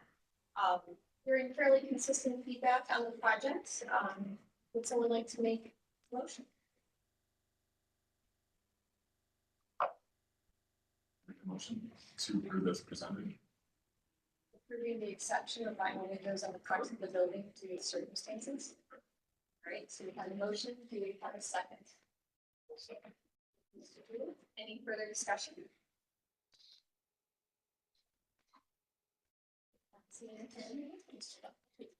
Ms. Anderson? Yes. Mr. Dreyer? Yes.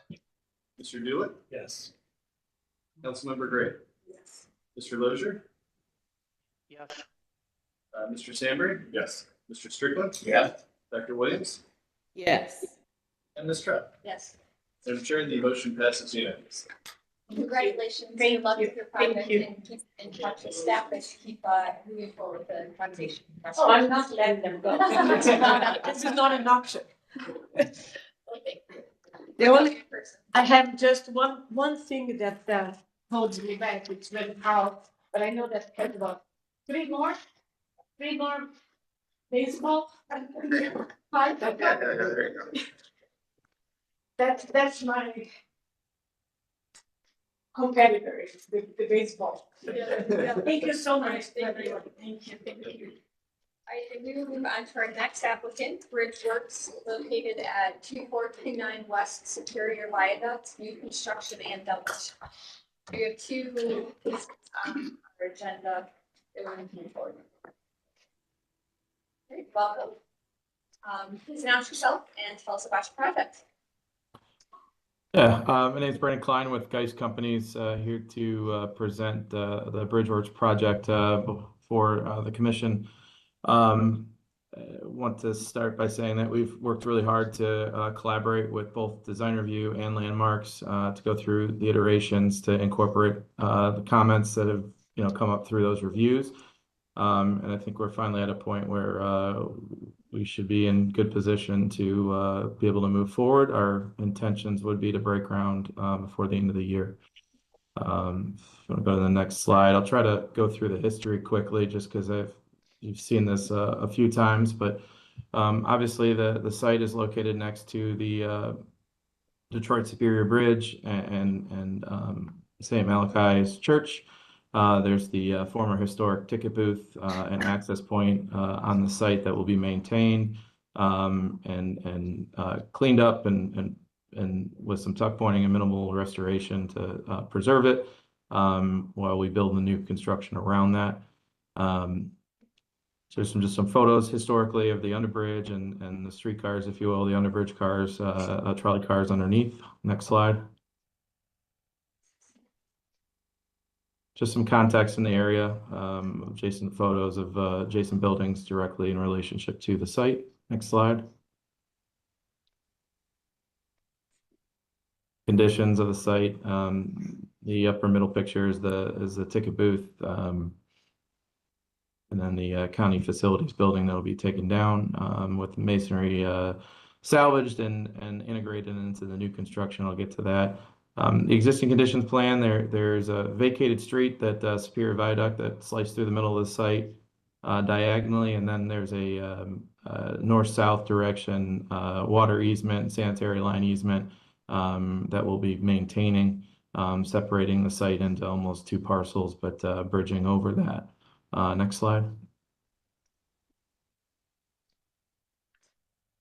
Some concept images of the open space inspiration. Again, a large part of this project is going to be having a really nice open public space as kind of the entryway off of 25th and Superior, with seating and public space. Next slide.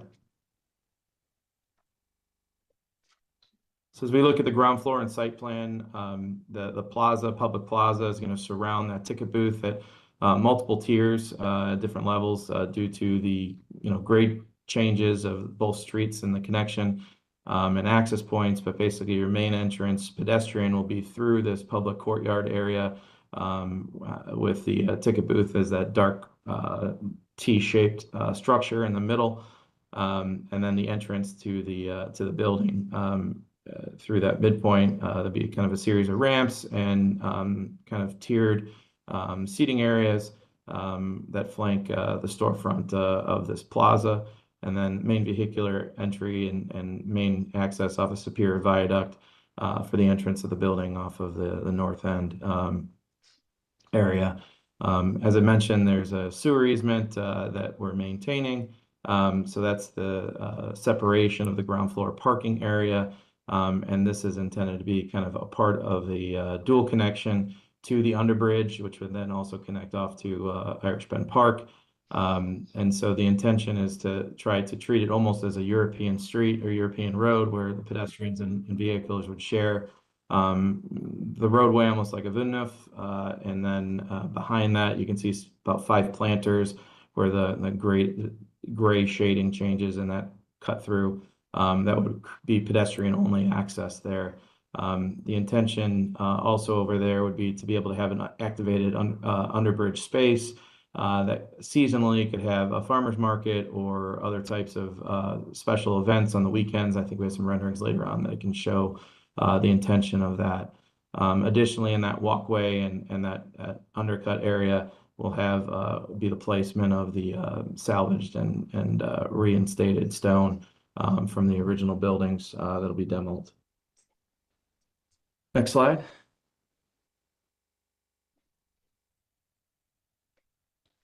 So it's just some circulation patterns. The blue and green are your pedestrian I'm sorry, the pedestrian. The dash blue would be your vehicular access. The red dash is simply for county access. In the underbridge, there's a county electrical substation that they require access to service that large electrical substation. So that's kind of also why there's a need for so much hardscape. They have to be able to pull a truck and get it to the back access point to be able to service that area. But that's why we have these movable planters to kind of stop vehicular access on a normal setting. Next slide. Exterior lighting and site lighting, there'll be a significant amount of lighting to keep the courtyard in the front well lit, and accent lighting on the building. Trying to play with the idea of the kind of Art Deco design of some of the existing buildings that were in this area and the accents on the bridge. And then obviously accenting corners of the building, etc. The main gestures are these linear exterior lights that will be kind of drawing the pedestrian down to the space and to the entry points of the building, and then also kind of at the corner of the access of the underbridge connection to kind of draw people down through that area and create a little bit of a nice ambiance on the light at night. Next slide. Just the upper floor plans. It's 219 apartment units. It's a 7-story structure with a roof terrace on the 3rd floor facing to the north, and then another roof terrace on the 7th floor facing the north as well. Next slide.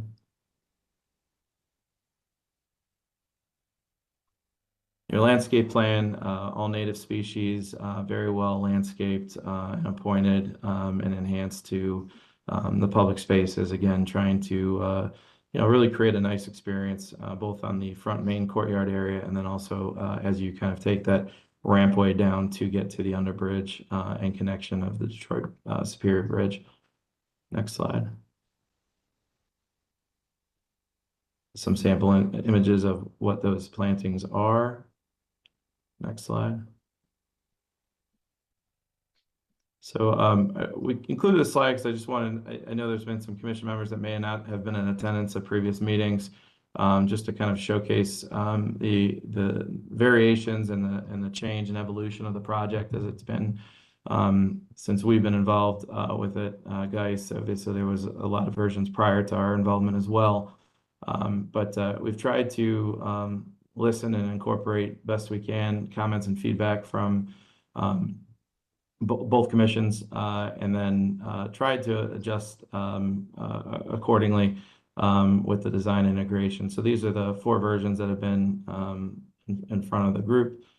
Next slide.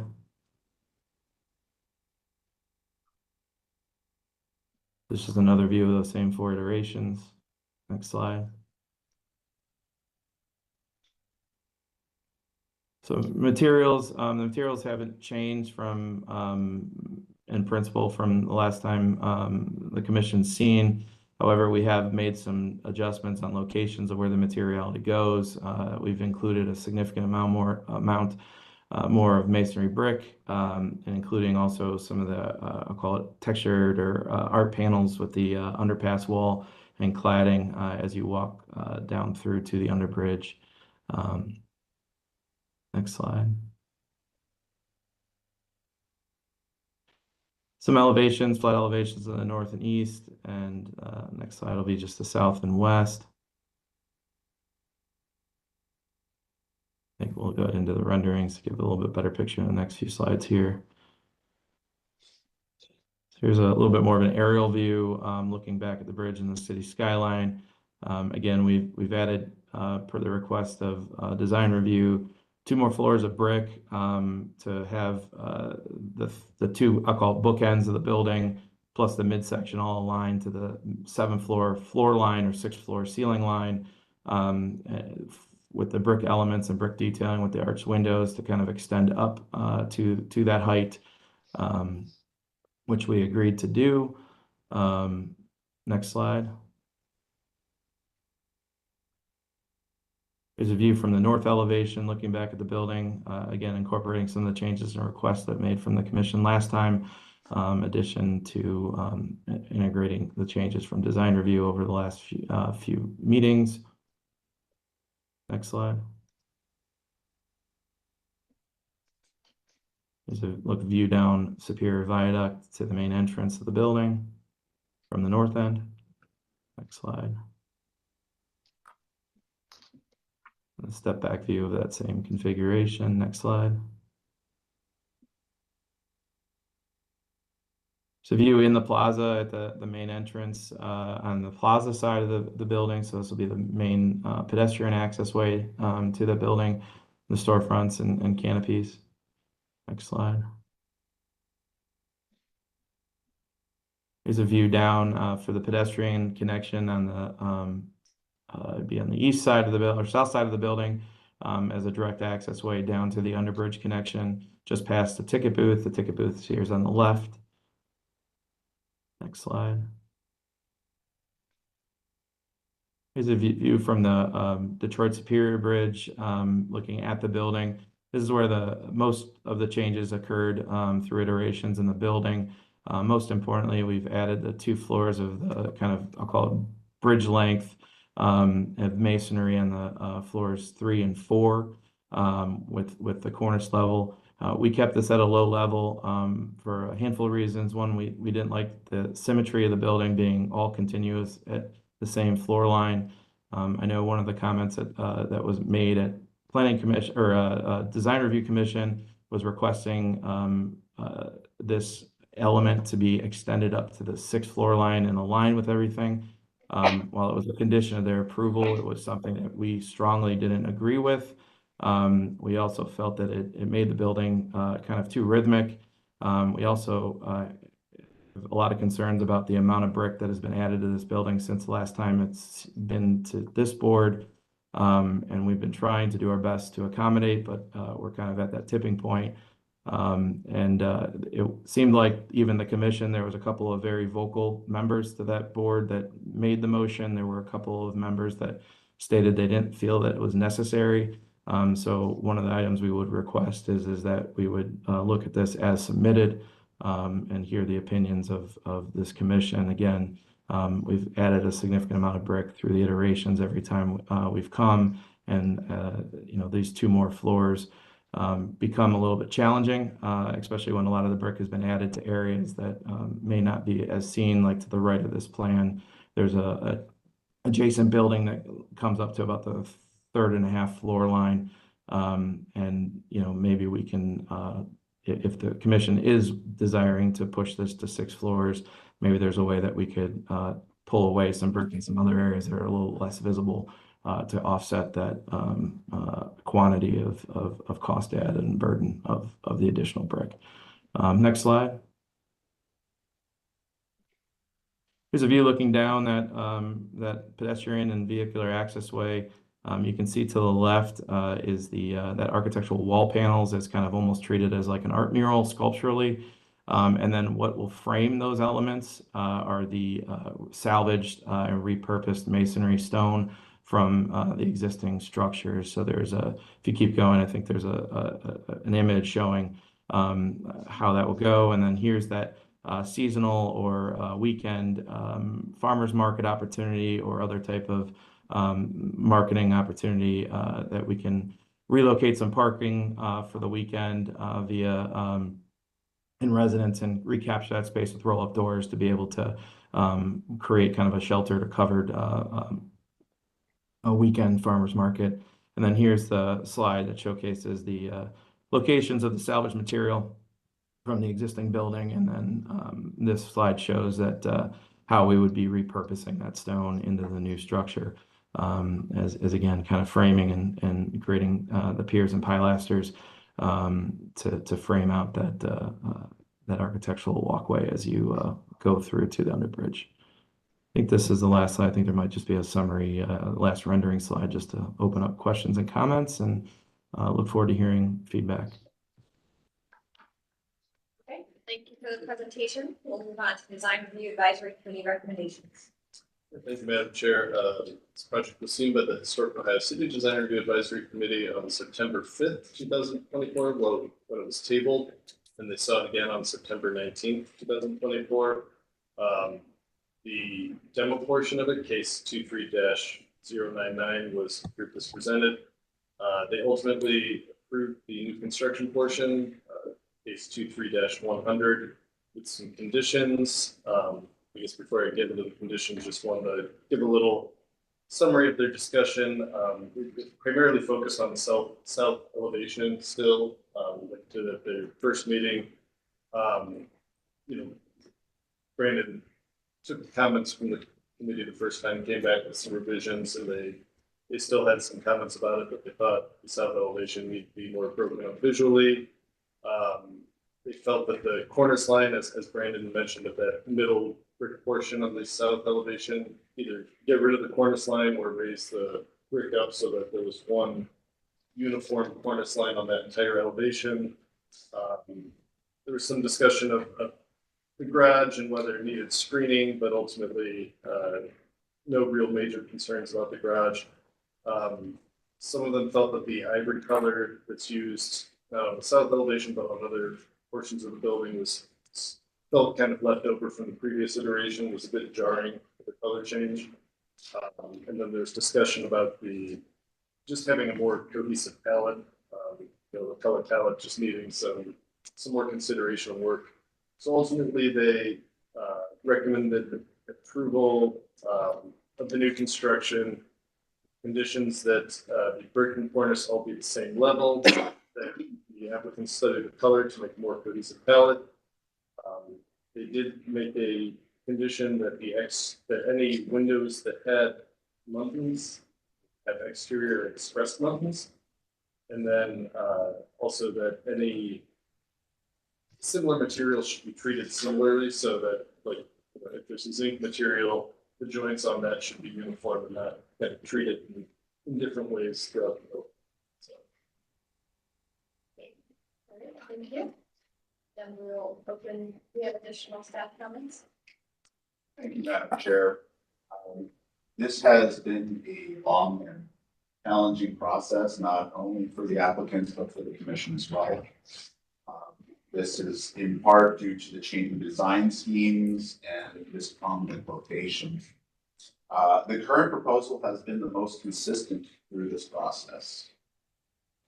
Staff has had many discussions about this. The massing and the height are not inappropriate. And we appreciate the detailed plans to enhance the pedestrian experience throughout the site. We are unanimous with our concern on the proposed materiality, but have different opinions due to the wide array of opportunities for materials and design that could be considered for appropriateness in a historic district and the realities of the constraints that large-scale projects like this produce. As presented, this would make a fine complementary building which could fade into the background and support historic context. But this site is removed from the bulk of the historic district and has limited contributing fabric around it, which allows for some flexibility in design. Design detail should consider items like visual interest and site history. The building footprint being closer to West 25th is supported by the former angle building location on West 25th. We also see that this is an opportunity for a solar panel installation on this large roof, which should be considered by the applicants at some point in this. A raised parapet could help hide that from its vision of pedestrians. We understand that there is no current proposed use for the ticket booth. However, it will be the final remaining storage structure on the site. We'd like to see the plan for the stabilization and securing of this building, particularly during a construction process. Staff is looking forward to the continuing discussion on this project. Thank you. Thank you. We will then open up the floor to the commission for questions and comments.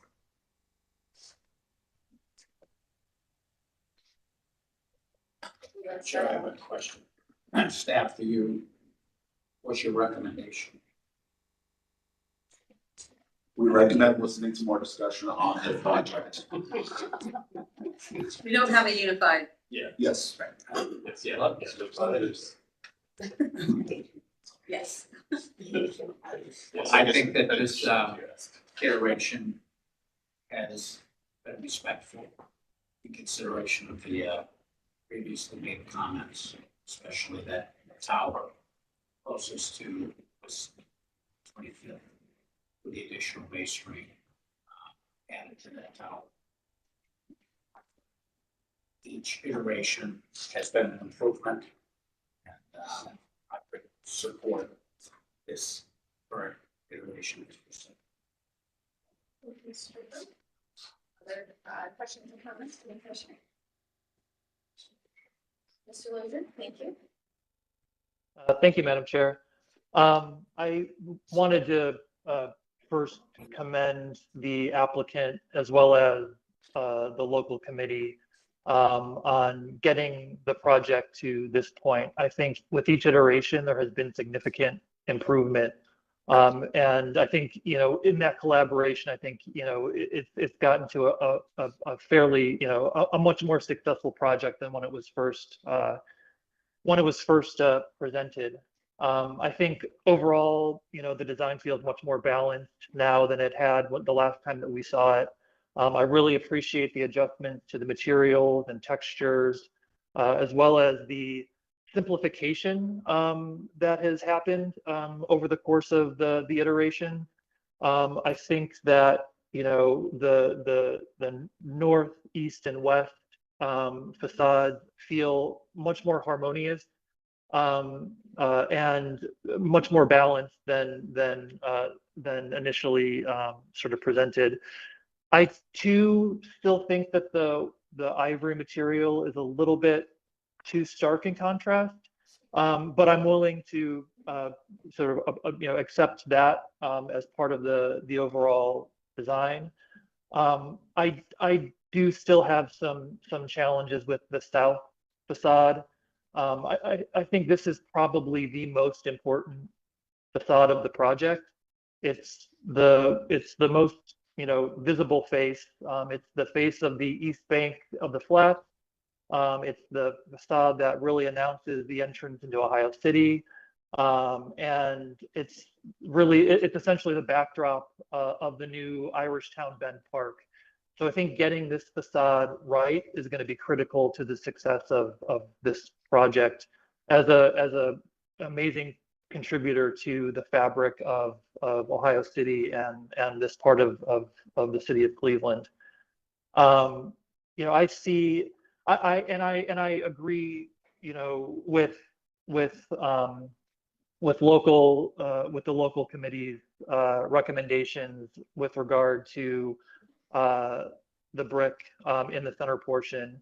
I think that, you know, as that parapet line, as that cornice line has raised and been consistent around the rest of the building, I think that it also is important for this facade from a harmonious sort of balance standpoint, you know, looking at, you know, the visible facades from this position, essentially, that those all feel like they're more consistent of one building and not a series of smaller buildings. You know, I would also be in favor of, you know, making this facade feel less symmetrical as well, in that, you know, expanding,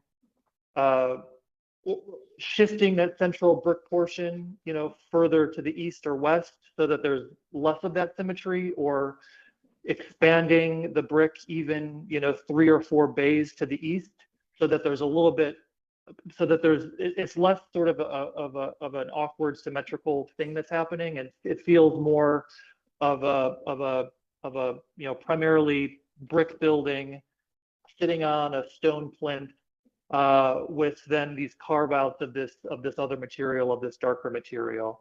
And right now this facade still feels not quite in balance. So you know, I am in favor of you know, approving the balance of the building, but I still think that this is something, the south facade needs further consideration before I would be willing to approve this. Thank you, Mr. Lozier. Other questions and comments from the commission?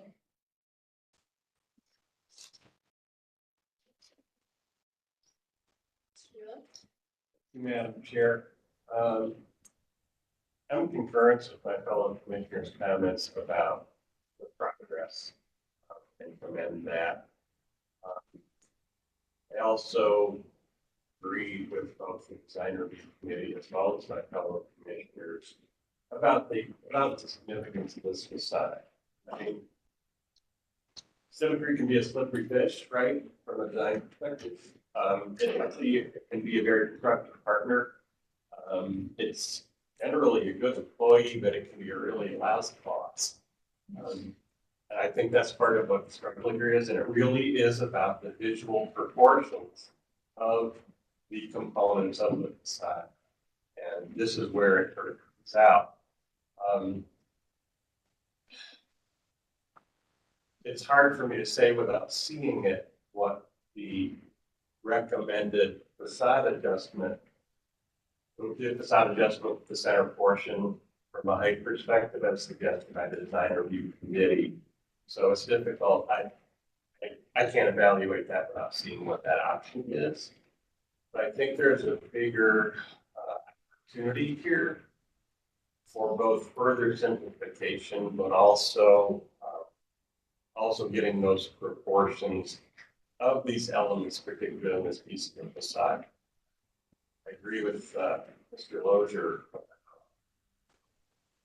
back to the symmetry comment about kind of pushing the envelope unintended on how asymmetrical it could be within this overall framework of the bookends without it going back to feeling more like a pastiche. I also, in a general comment, I see four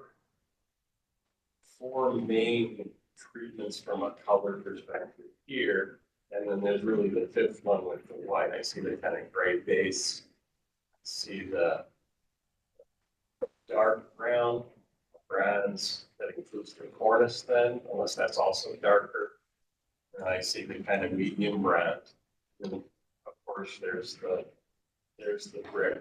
I'd say as a general comment, if there was a way to address mitigating too much contrast and maybe having one less color component as a consideration, because it still feels like there's too much going on. And I think that number of colors and components is certainly clouding my ability to really judge the proportions of those varying materials.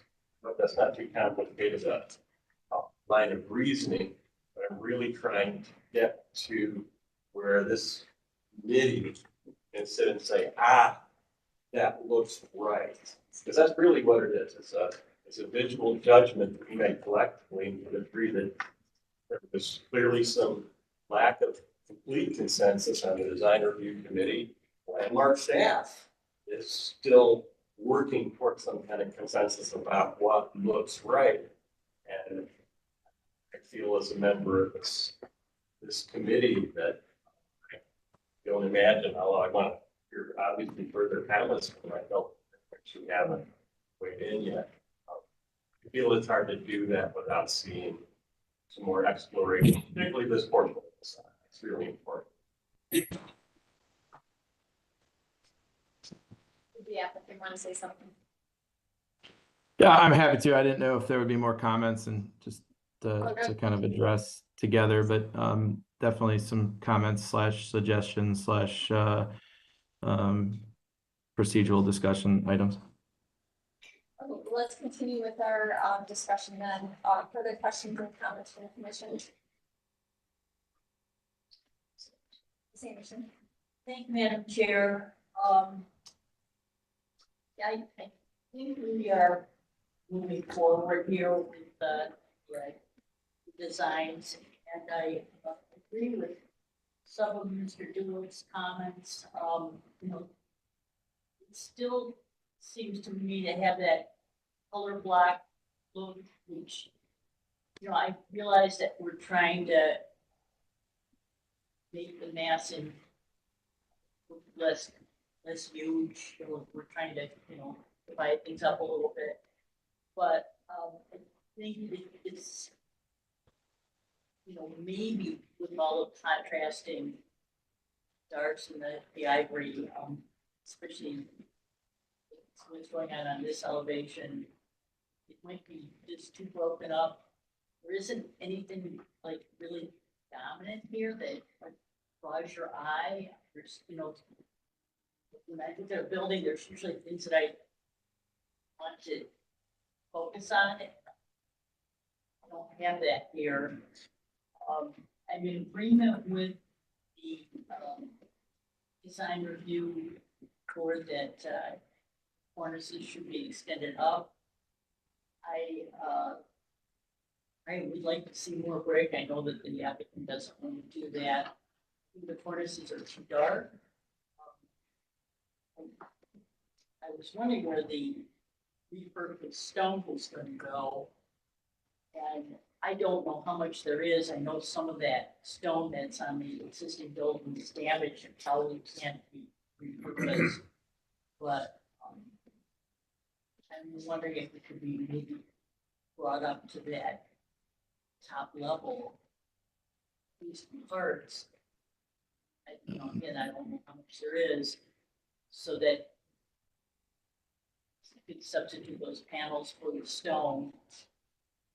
Unfortunately, there's just not enough, There's just not enough of it. Yeah. Yeah, I would probably like to see it in a more prominent place if there was a way to incorporate stone place. But those are my initial comments. I don't think we're here yet on this. Thank you. I would concur with what has been said and by my fellow commission members. I mean, I think it's come a long way and I think it's going the right direction, but I don't think we're there yet. I think, yeah, I just want to say that this is the most important facade because it is your gateway into Ohio City and really your first impression of the area and your connection to the new Irishtown Bend in area. Similar to what I said, I think right now it still has a lot going on, a little too much going on for me personally. The stone base is trying to unify structures, but I think it's actually doing a disservice to you because it's making you divide the building up both horizontally and vertically. And to me, that just disorients me from being able to focus, you know, as mentioned, is like, what's the dominant, like, what's the feature of this elevation should I be looking at? Is the corner, is it the brick wrapping the angle of the corner? Is it the base? Is it the, you know, the east side facade, the central facade, the west, you know, element? I have difficulty finding the element that I want to focus on and really feature. So I do think simplification of this, maybe it is removing material, maybe it's just readjusting the material quantities, so that you feel like it's in harmony. It doesn't have to be symmetrical, but harmony, you know, of a composition.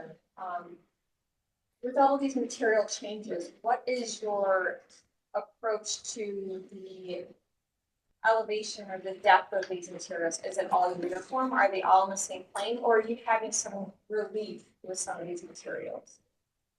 Yeah, there's projection differences between the main material changes that varies that will create some shadow and depth.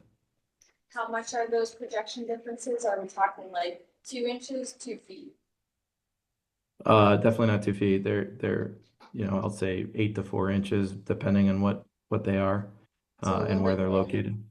A brick or a seeming block depth variation. If they're in the same plane, there are areas obviously that there's a, you know, a projected difference, and I think those are about 18 inches. But if I don't know if we can go to a plan. I don't even know honestly if we have a plan that has enough detail to showcase that. But there is places that there's 8-inch or 18-inch change in plane depths to create some material change.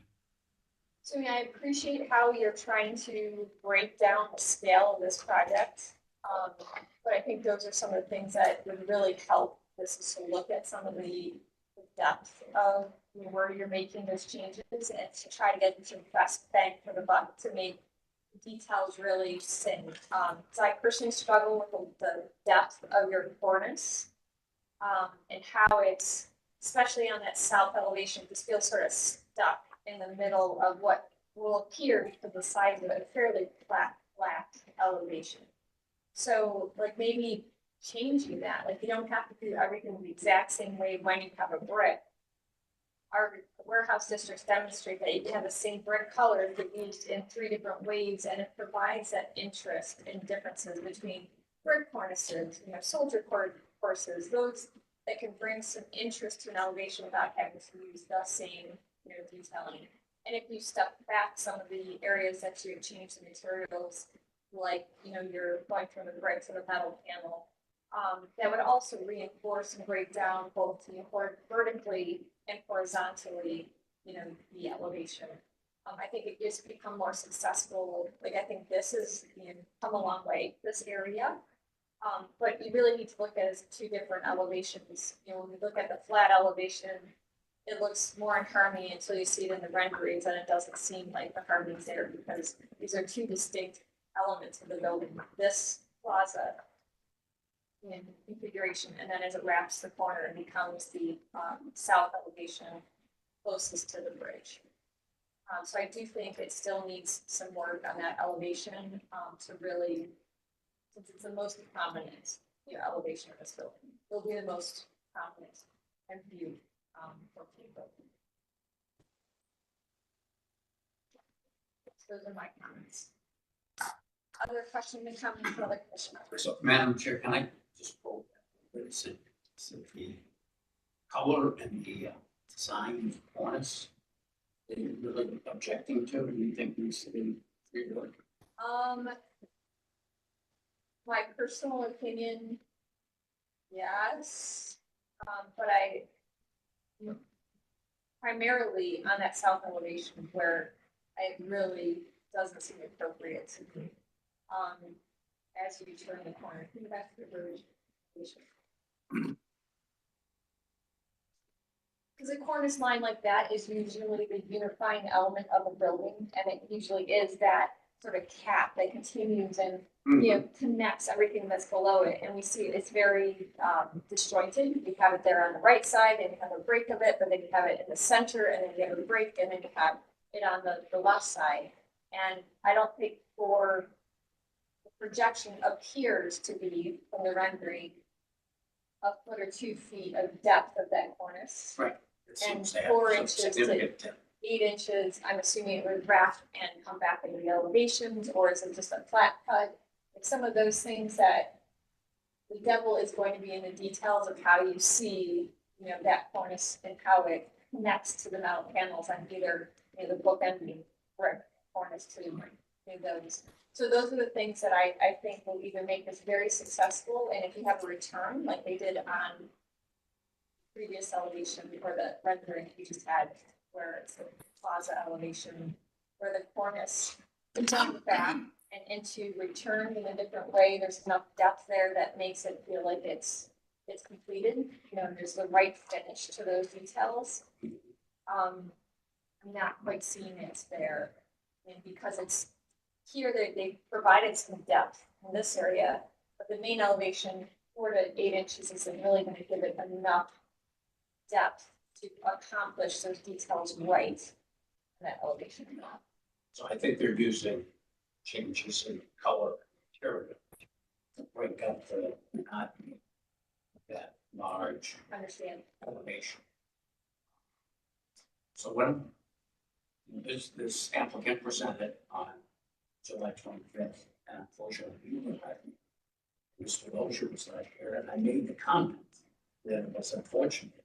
And I think my completion. So I think it's really important. So when you think about what exists on that corner today and what this could represent, I think it's going to activate that corner. And I am very much supportive of this project going forward. So I think it's important.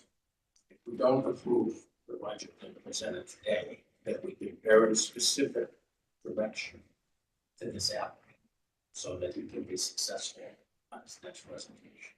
Was it the conceptual connected or was it a Right. We looked at it as an inception. I'm sorry, go ahead, Brandon.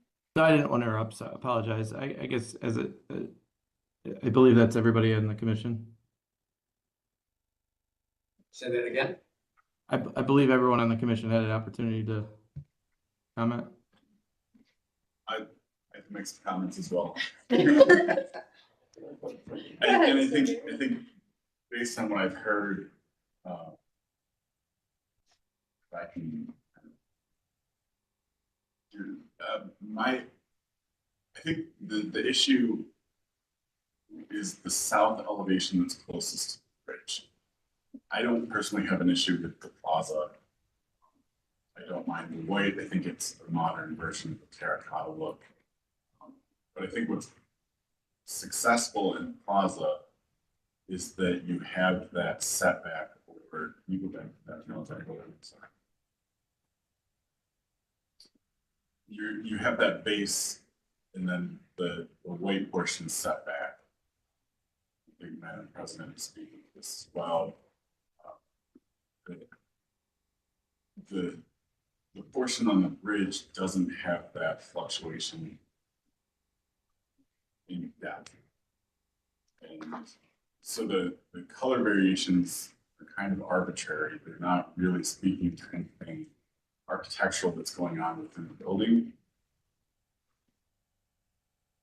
And so, you know, we can make suggestions that we think it needs to be 1 bay or 3 bays or you know, not symmetrical or symmetrical.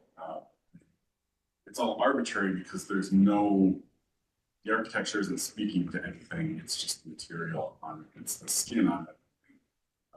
So I wonder if that particular elevation would benefit from more articulation depth side. And I think you have some room to pull out and to push in. I think once you reach, I don't know what your setbacks are or anything you need to. Yeah, and unfortunately along that facade, I'll call it the movement is just not economically possible because of, you know, the effects and impacts on rentable or usable area. So yeah, we've utilized material change to try to break up that facade and access it. I think based on some of the comments and feedback, I do have some ideas of how we can address some or most of those comments. I do want to stress the importance of obviously moving this project forward to be able to start the process with this project. I don't hear any comments or concerns or issues per se with, I'll call it the massing, the form, the building, and really I'll call it the general formwork of the building. It seems to me it's skin related. It's you know, the add-on cladding of cornices and material height or depth in a select area. So you know, again, in the process that, you know, we've been before this commission so many times for this project, the fact that we've showcased that we are willing to work with the commission and staff to address comments and feedback. You know, my ask would be to potentially approve this with conditions that we would work on the south elevation and cladding with staff, you know, even if that's with commission members on the Landmarks Commission, to be able to start the process of this long project, get this project moving and under construction while we address, the cladding of, I'll call it the south elevation. Because I feel like that's something on a project of this size that could be easily adjusted and come back, but at least the demo process, the site work, especially with winter coming quickly, could all get started and underway, and we easily could, or even come back and represent the south elevation, because it's not a critical path item at the moment. So procedurally, I'd ask if that would be something that would be, possible. Obviously, we've come this far. I don't foresee, major changes to the form or, to the height, size, and square footage of this building.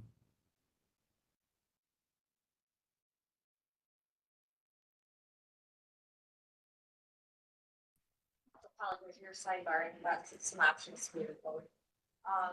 Understand your concern and your request. Just trying to figure out a solution that makes everyone feel comfortable with this. Because overall, I think, we are in support of the project as this building came down in height. I was a big advocate for that, so I do approve the massing side of it. The articulation of the massing, meaning the pushing in and out to accomplish the material changes and with the material changes is what I still think needs to work on that south side of the opposition. So that's what we're sidebarring. There's a few different approaches that we could take that, demolition is its own case, so we can approve the demolition today. The risk is that if we approve it without the complementing project, then if for some reason if they don't move forward with it, the building and the county building is demolished. We could approve the site work of the design, correct, and still not have the approve and the massing of it. Still not the approval of the final articulation of the extra elevations. Yeah, I think that's it's a similar approach to what was done with the parking garage in the last iteration of the project. They had to come back to the cladding or the skinning parking garage. So I don't know if that fits Brandon where he wants to be as far as So that would be approval of your site work frame, structural frame, but not your elevations. So just clear, I'm sorry, it's hard to hear. Or is it would be the structural frame of the building and the site work? Well, that's what we're trying to work through right now, that it could be the configuration of the building, which could be extruded to basically your structural frame. So your site work, your structure, it's not your cladding of the exterior. Correct. Okay. I'm trying to be creative to keep Foundation. foundation. Yeah. Foundation would be part of the structural package.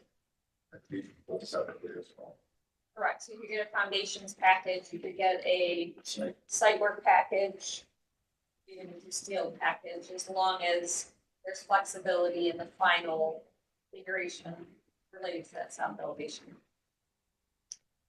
If I can help clarify what we would hope out of that, this building is a 5/2 construction, so 2 floors of concrete cast in place, podium with 5 stories of wood construction on top. If we'd be able to obviously do the horizontal work, the site work, foundations, the podium, the 2-story podium, and then obviously the wood framing, that'd be very helpful. I very much think that we can easily accommodate the adjustments and the requests, and I'll call it cladding or add-on material to, the exterior stud to accommodate the requests of what's going on, so it wouldn't be impacted by future adjustments and comments by this commission.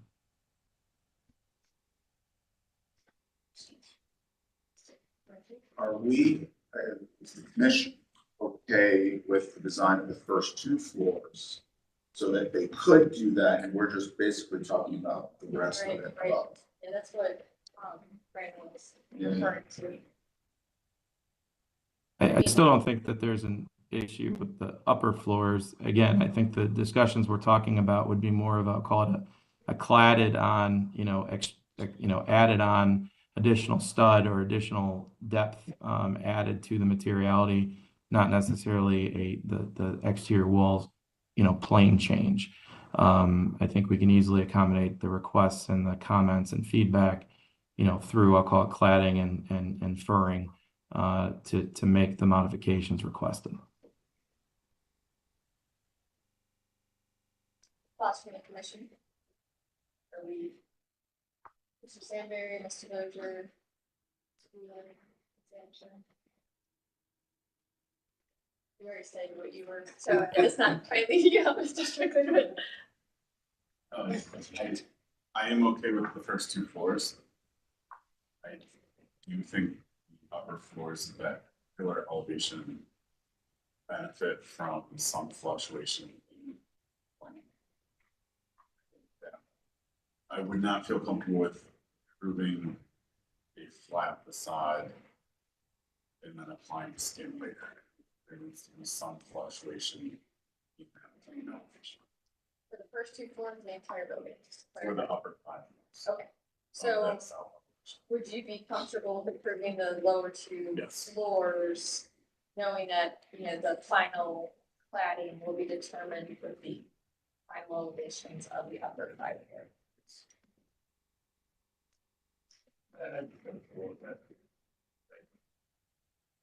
Essentially, we're approving kind of the urban design of the ground plane, how the building meets the ground. Essentially improving that, that plane that was for 2 stories from the construction perspective. It's probably in line with what's going to be most helpful for that forward. I agree with this.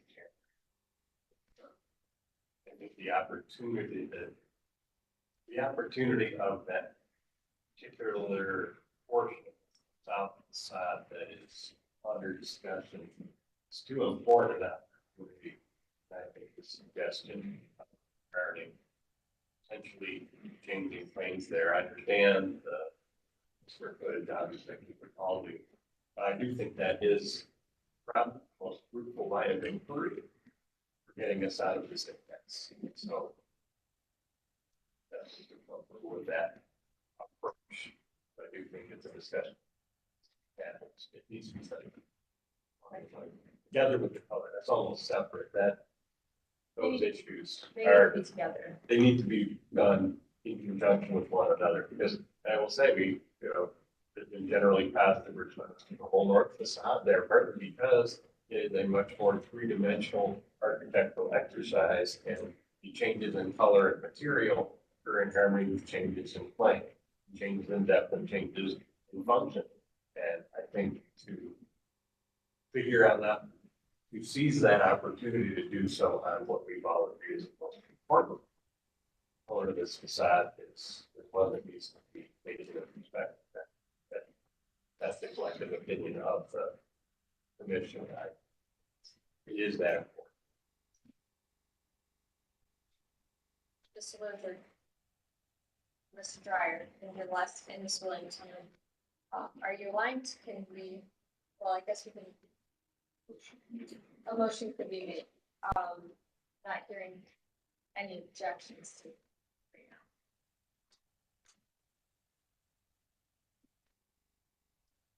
So, to try to keep things moving forward, it sounds like there is an approach that's been put forward to try to move the us forward, but still allow us the time, the applicant time to study the upper 5 floors of the design. Would someone like to take forward a motion? Motion on demo. Oh, let's do this motion. Yeah, do construction first and then demo. So, Commissioner, trying to take share of this motion. That the certificate of appropriateness is issued, allowing the applicant to secure for the demolition, for the site work, foundations, and through the second floor of the structure.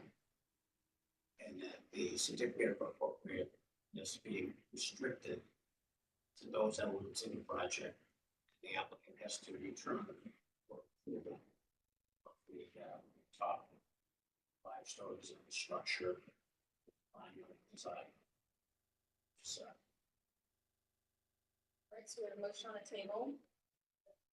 Conditions, do we have a second? Second. We have a motion, we have a second, further discussion. One comment that I did want to make, and I'm sorry, because I didn't make it earlier, because we got distracted on the elevations, is just related to the site work. Yeah, do you mind just going to the site plan really quickly? You made notion to European plazas and wanting that easement area to feel like a European plaza. But in your site plan, it looks like you carried in traditional asphalt to the 3 entryways. Is that correct? It's concrete with a 45-degree pattern. I would encourage you to make that at the building line, the north building line, have it all be the same material as that plaza. And let your planters be that division between the pedestrian and the vehicular areas. So that it really does feel like it's a plaza, if that's what you're trying to create, and people are welcome to walk in there. And then at times when you do have your farmers markets, it really can be that unified space. I think it's going to feel like, you know, the north side is your driveway and the south side is your pedestrian area. So if your intentions are that, I really encourage you to pull those pavers up all the way to the north building line and let it be, you know, that European plaza, which is, you know, what they do there, and the most successful, you know, plazas here that share, you know, that space here in the US also. So that was the one comment that I felt. Any Okay, additional, thank you. any additional feedback? Would you like to add that to your motion? Okay. As a condition. We'll study that. For today. Yeah. Mr. Newell, do you, Study at the very good time of next year. is it a requirement or a recommendation? I guess is what we're trying to clarify. Yeah. I'll ask the applicant if it's just initially your response to whether you favor that as a requirement or just a point of consideration. I don't think we have any objection to continuing the materials through, so it feels, I think our original intention was to decipher it so that it was really defined where vehicles go versus not. I completely understand the comment. And I don't think there's any reason we can't accommodate that. Okay, thank you. All right, any additional? Mr. Lozier? Thank you, Madam Chair. I think the only question or clarification that we might want to make as part of this motion might be specific to the south facade. I think that was really where all of our comments were really focused in relation to sort of making those adjustments or making some updates to that. I think we should leave it open. I I think we should leave it open in case they do decide collectively to push and pull some of the materials around to accommodate what we're saying and to, you know, obviously make the project work. So I think we can leave it open. I think we need to group all of the elevations together to make sure they're all in harmony, is my personal opinion. I'm in alignment. Thanks. Okay. Any additional discussion? All right, then. Please call the roll. Ms. Anderson? Yes. Mr. Dreyer? Yes. Mr. Dooley? Yes. Councilmember Gray? Yes. Mr. Lozier? Yes. Mr. Sandberg? Yes. Mr. Strickland? Yes. Dr. Williams? Yes. And Ms. Scott? Yes. Madam Chair, the motion passes unanimously. Now, I guess we'll make a motion to move on to the demo. Would someone like to make a motion to move on the demolition? I move to the certificate of appropriateness for demolition of all the structures, except for the ticket booth as proposed, and salvage and stone materials for reuse. So we have a motion, do we have a second? This is Alan, I'll second. So we have multiple seconds. Any further discussion?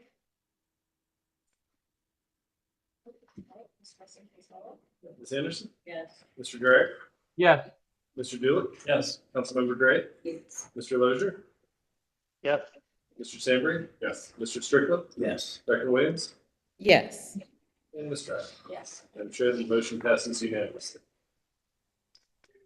So we look forward to, continuing the conversation about the configuration of the elevations. I'd say reach out to staff, and if needed, I know personally I'd be happy to join the conversations, and maybe others on the commission would also like to join the help getting us, if needed, in the right direction to make this a successful project for everyone. Thank you very much to the commission too for understanding and need for progressing in some capacity here and see movement on site. So thank you very much for your understanding and willingness on the motions, and we look forward to working with you guys here in the future here quickly. Agreed. Good luck. Thank you. Thank you. All right, so that concludes our certificates of appropriateness. We'll now move on to our administrative reports. Few things to report on. First off, the Erie Street Cemetery Historic District has officially been added to the National Register of Historic Places. And then the First Hungarian Reformed Church, or what is known as Second New Hope Baptist Church, and Second New Hope Baptist Church, formerly known as St. Mary's in Hungary. It's two different churches. Ask Carl for the details. Those have both been officially designated as Cleveland landmarks. Also, the pavement replacing the wooden pavers at Hester Court. That project is nearing or maybe complete at this point. So that's exciting. It's, I guess, been quite a few years since those have been replaced, and it's I guess a little more complicated this time around because a few more environmental restrictions than when the road was first laid out. Other than that, on October 7th, we're scheduling a site visit for the Marion Seltzer School, which was a project that you guys approved last year, I believe, or maybe, yeah, so at some point last year. The school board is looking at that again. They have, I guess, a few more options available to them now, so they're starting from scratch on that. So there will be a site visit at the old school, basically to look at it for demolition so that we can start looking at the design of a new school on that site. That is the one on West Boulevard in Madison, Detroit, Cadell Rec Center.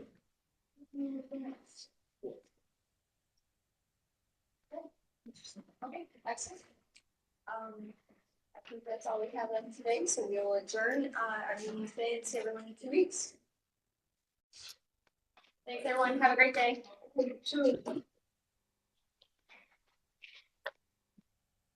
Thanks, everyone. New self-reliance.